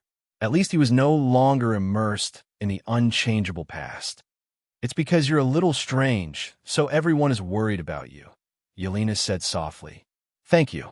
Yelena looked Han Jin up and down. "Right, I have something to tell you. I talked with Edwina, and they happen to have an extra space scroll. I bought it, but Edwina insisted that she didn't want money. Sunir is very close to her. How about this? I'll give you the gold coin, and you give it to Sunir. I don't want to take advantage of others." "Why didn't you give it to Sunir?" "I gave it to her, but she didn't want it. She said Edwina wouldn't accept it." "Then forget it." Han Jin was very emotional. Once upon a time, he had a scheme for half a day just for a few silver coins. God knows how much wealth the Red Vanguard mercenary team had accumulated in the past. How generous of them to give away a space scroll for nothing. But then again, they weren't lacking in money. Dragon crystals, dragon scales, dragon horns, and dragon tendons. They could sell any one of them and make a lot of money. No, we had to find a way to make her accept it. Yelena's attitude was very firm. Han Jin was secretly amused. With Sunir's relationship with the two elves, it would be strange if they accepted the money. He paused, then changed the topic. "Do you want to go back?" "No." Yelena smiled. Yelena froze for a moment, then smiled and said, "Besides, even if I want to go back, it's not up to me." "Then who has the final say?" Han Jin asked subconsciously. "You." Yelena nodded. "You're the leader of our mercenary team. Of course, you have the final say." "Wait, did you say we—" Han Jin looked at Yelena in surprise. "What do you mean? I realized that I'm a very naive magician." "Genius?" "Ha!" Yelena said in a self-deprecating tone. "If it weren't for you, I would have died long ago. This is what I should do. I can only say that you hired the right person. No, I'm too inexperienced. So I've decided to join your mercenary team." Yelena flipped the hair in front of her forehead. "I don't think you're stupid enough to refuse a Magus joining, right? It's settled then." Han Jin was a little stunned. She obviously didn't mean what she said. If Han Jin was really the leader, how could it be settled without him saying anything? "You're very lucky." Yelena seemed to be worried that Han Jin would continue to pester her, so she took the initiative to change the topic. "Lucky? What are you talking about?" "Of course it's Sunir. What's wrong with Sunir?" Han Jin became more and more confused. "Sunir has Abraham and Doreen's divinity. Don't you know what this means?" Yelena looked at Han Jin in surprise. "Before you and Sunir fell in love, you didn't know anything about her?" "Fell in love." Han Jin was very embarrassed. Although there was nothing shameful about love, he couldn't always talk about it, right? Moreover, it was too strange to talk about love with another equally outstanding girl. Was this seduction, or was it a discussion about life? "It seems that you really don't know." The interest in Yelena's eyes became more and more intense. "I don't know. In the beginning, what attracted you most about Sunir?" Yelena asked. "Let's not talk about this, okay?" Han Jin felt like he was going to run away in defeat. Perhaps the cultural differences in the Chengshi dynasty were too big. Han Jin really didn't want to talk about this with others, but Yelena's eyes were full of purity and longing, as if everything was normal.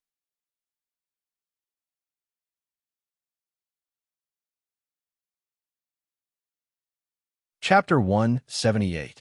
A temporary camp was quickly built. Han Jin and the others discussed for a long time and decided that they couldn't go any further. Greed was endless, and who knew how many mercenaries wanted the 3 dragon crystals? The previous attack wasn't the first time, and it wouldn't be the last. Instead of fighting a battle in an unfamiliar place, it was better to stay put. After all, the mercenaries who accepted the Black Mission would come to them sooner or later.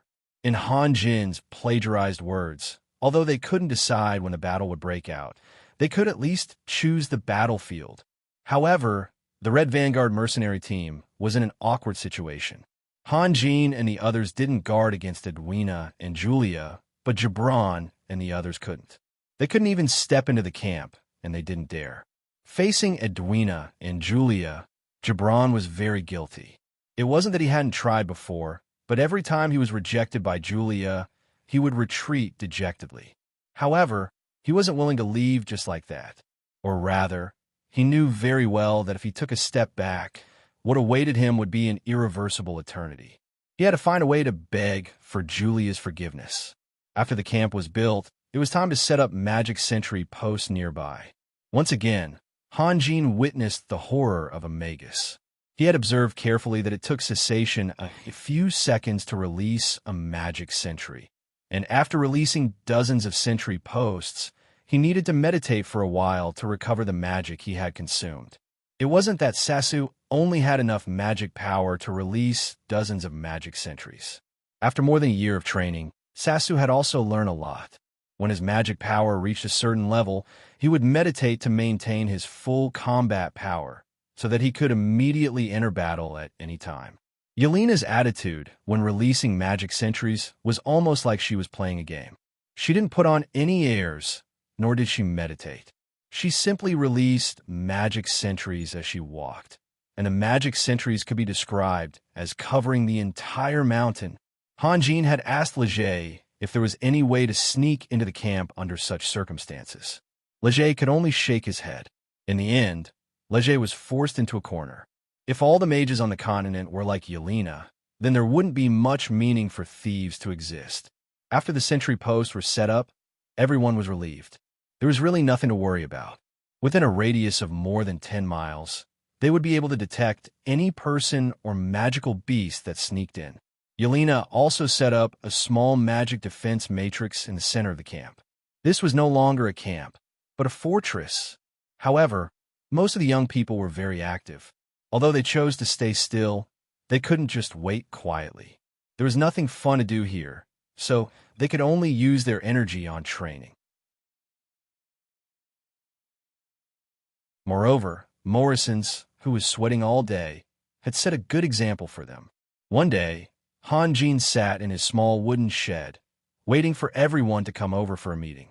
To be honest, he didn't like this small wooden shed because everything was done by Sunir. Looking up and down, he saw flowers of different colors everywhere. There was a faint fragrance in the air. Han Jin was puzzled. The weather was gradually turning cold, and there were very few wild flowers in the forest. How did Sunir change the season and make these flowers bloom? In the corner of the shed, there was a pile of earth, which was Han Jin's bed. The bed was covered with thin grass, like a blanket, and there were flowers on it. However, it was meaningless to scatter flowers on the bed. Although Han Jin was not fat, he still weighed more than 50 kilograms. One could imagine what the fresh flowers would look like after lying on the bed for a night. When he woke up, he would be exhausted. There were 2 mirrors hanging on the east and west walls. Han Jin had suggested that one mirror should be enough to see if he looked like a human, but Sunir insisted on leaving 2 mirrors. This way, he could look at his front and back. Because of the mirror, Han Jin almost wanted to have a heart-to-heart talk with Sunir. This was because when they were collecting the spoils of war left behind by the giant dragon, Sunir said that her space ring was already full and could not fit anything else. It was only today that Han Jin realized that, including the ones in his shed and Sunir's shed, she still had 4 mirrors. Han Jin was a pragmatist. Was there a need to put the mirrors in the space ring? Wouldn't it be better to make some space? Even the bones of the giant dragon would be fine. Moreover, there was a small spring in the middle of the shed. The spring water was very clear, but the flow of water was not large. After it gathered in Han Jin's shed, it flowed out from under the grass curtain. Sunir had purposely chosen this location for Han Jin's shed because she liked the spring. From Sunir's point of view, this wooden shed was very beautiful, but to Han Jin, it was not the same. Obviously, he and Sunir had different opinions in this area. First of all, it was too humid. From a perspective of the 5 elements, a humid environment was not beneficial to one's cultivation. Moreover, he was a man. How could he hide in a flower bed all day long? Unfortunately, Sunir would happily tidy up the wooden shed for him every day. Looking at her busy figure, he could only quietly swallow his words. The grass curtain opened, and Sisu, Leger, and the others walked in one by one. After a while, Sunir also came, followed by Morrison's, who was sweating profusely. However, as soon as he entered, he was kicked out by Sunir before he could even say a word. She told him to take a bath first before coming back. The last one to arrive was Yelena, followed by Asa. When she came in, everyone was already seated. There were a few stones beside the spring, and a wooden stool was placed on top of the stones. This was the temporary table. Han Jin and the others sat around the table, leaving only one empty seat. Yelena seemed a little hesitant. Sasu immediately stood up and walked to Leger's side, giving his seat to Yelena. Leger closed his eyes and remained silent. At first, he felt a little wronged, but now he was used to it. Yelena sat down gently, and Asa stood behind her.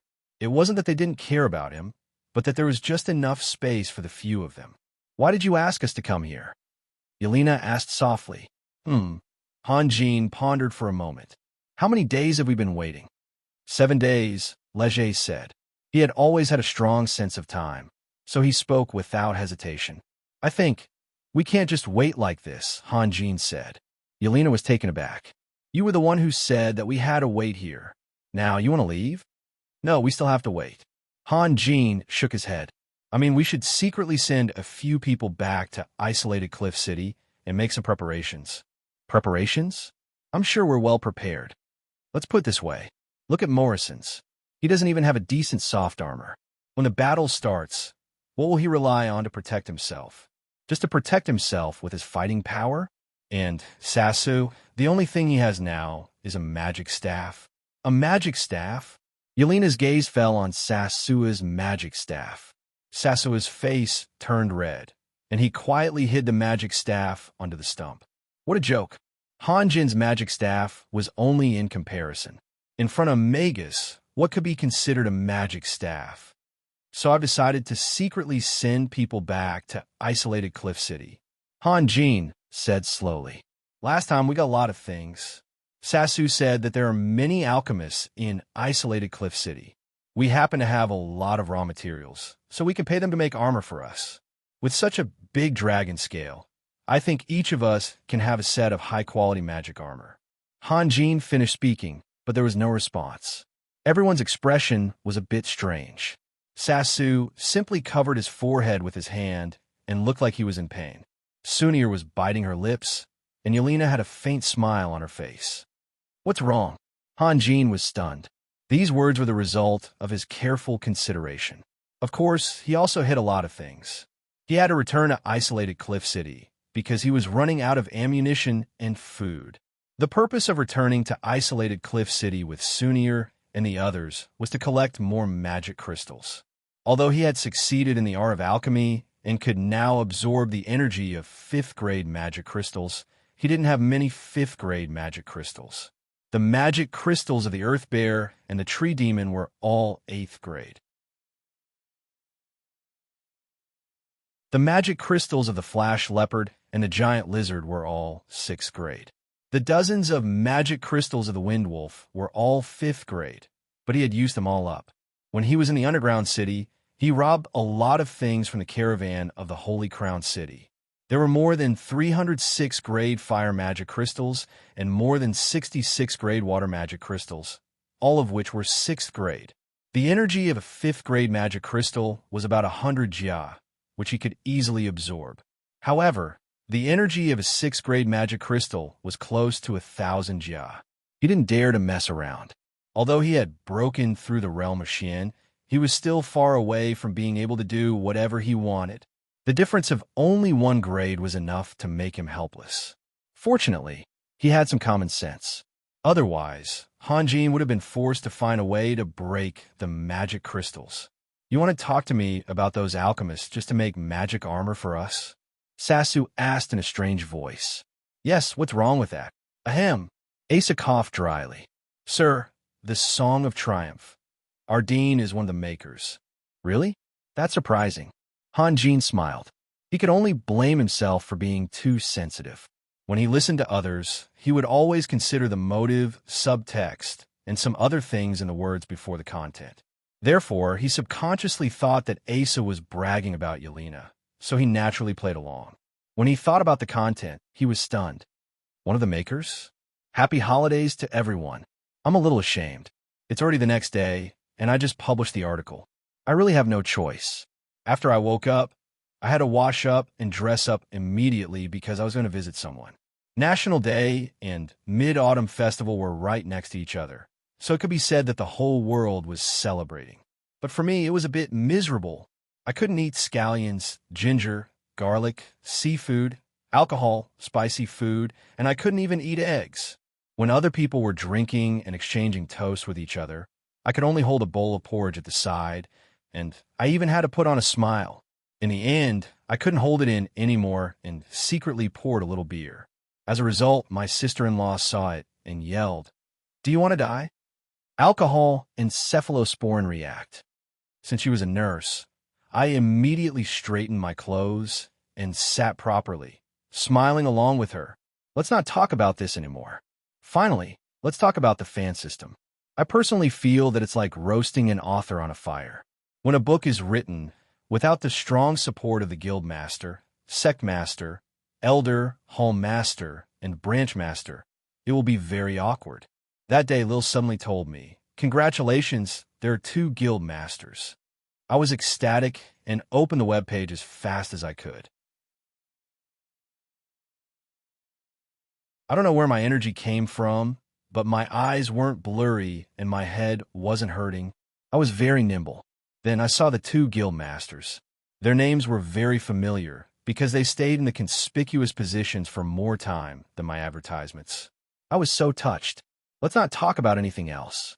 Thank you, Smile, Kitty, Xiaoyu, Bean Bun, Fingyu Lil, Millionaire, Liege, Wiyu, Good Book, 133, Xiaofeng, Xiao Xiao, and other brothers and sisters for their support. Those who didn't mention your name, please don't mind. I'll remember it in my heart. If I write down all my names, I'll exceed the required word count. Finally, I will be strict with myself and recover as soon as possible. I will work hard to repay everyone, I promise.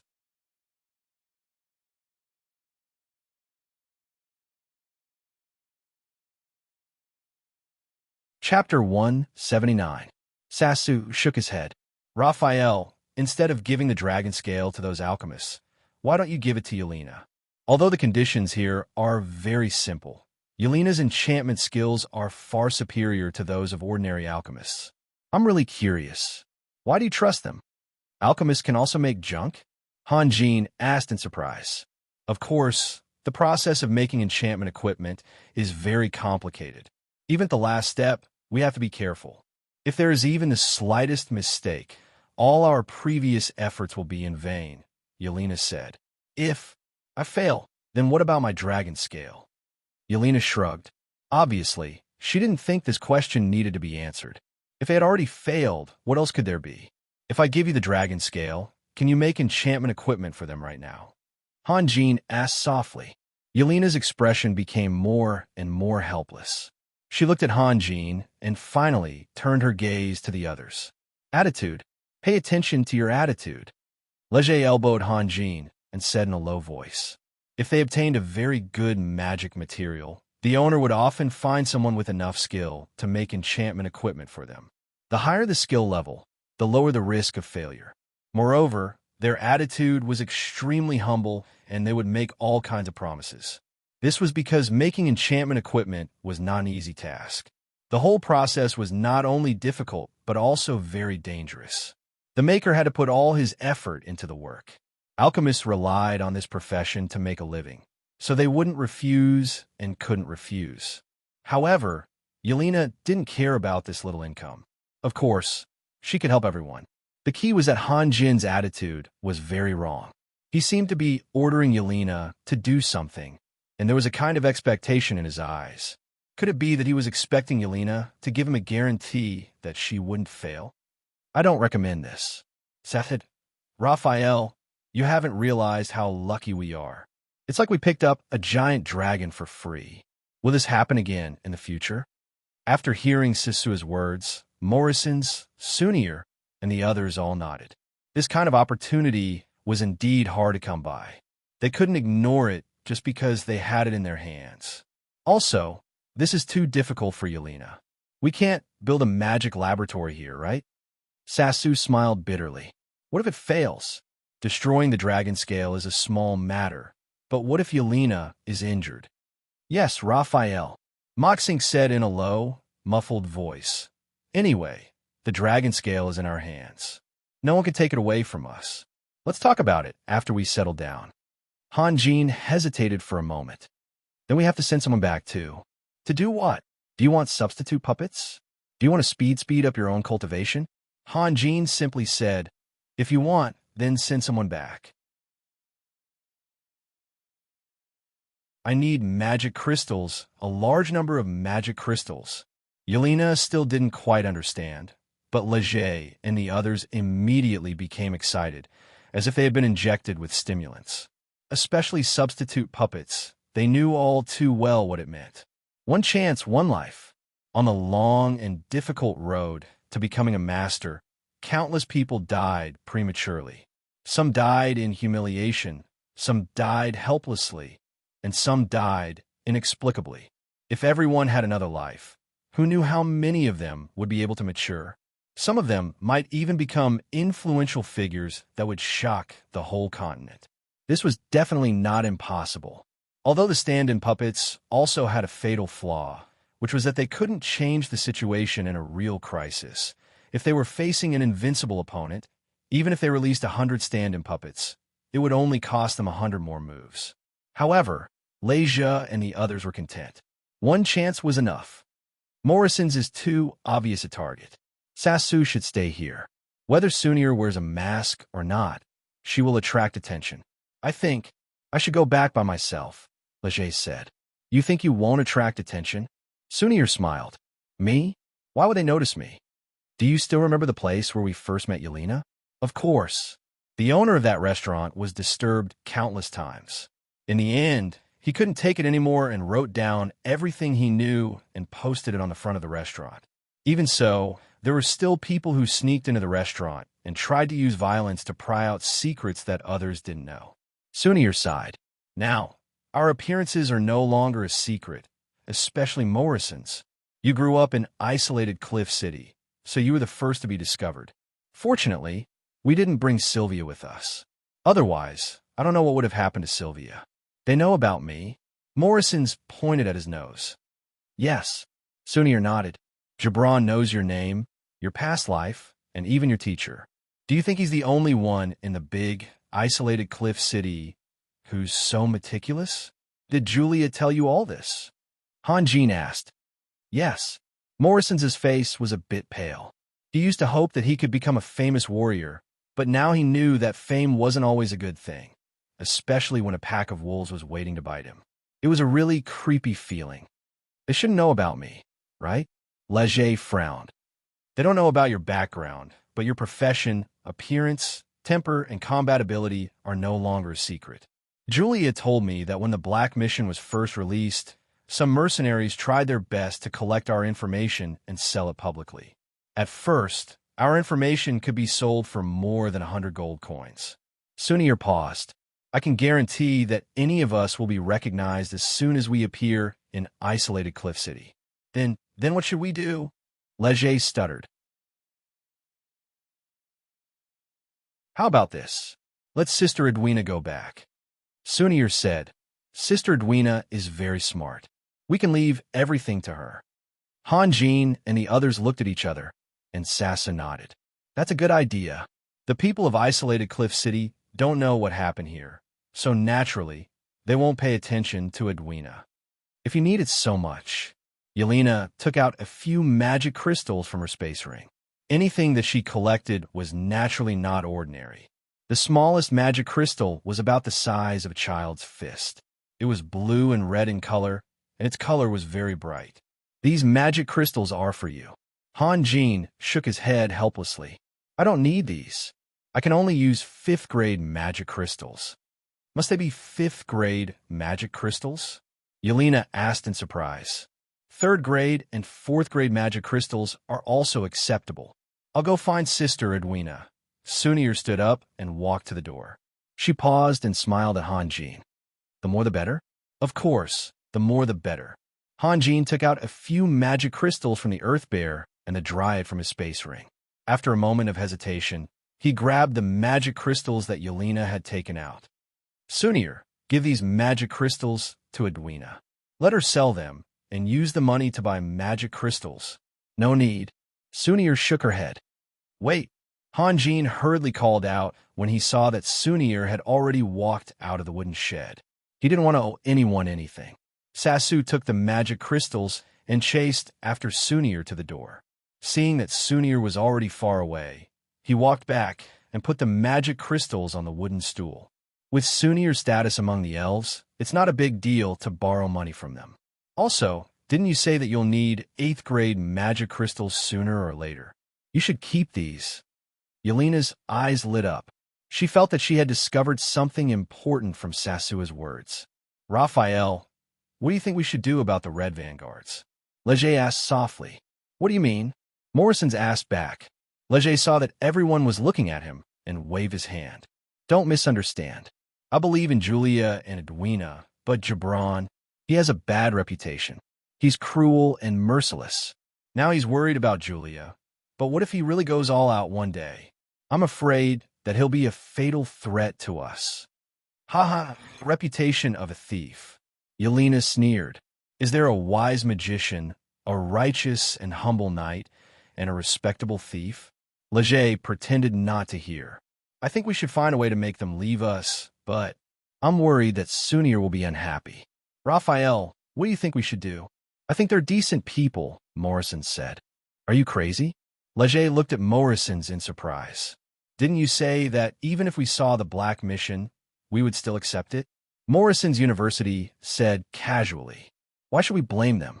Leger smiled bitterly.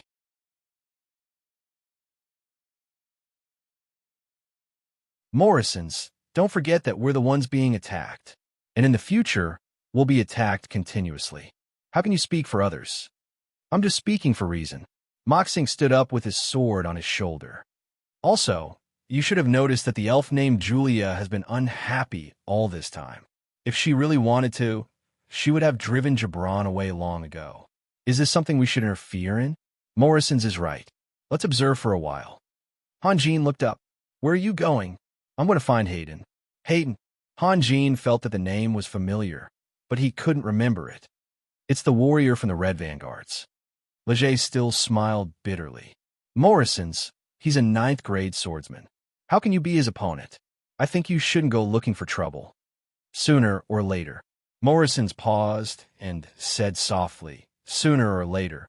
With that, he walked out. There's something wrong with this guy, Sasu said in surprise. Who knows what triggered him? Leger shrugged. I've seen the recipe left by Brother Freak. I'll buy some tomorrow and try it out. Thank you. Also, a friend pointed out a bug. I'll fix it now that you're tuning into the Warrior Lore YouTube channel. Don't forget to subscribe and join us on this journey to catch the most captivating stories.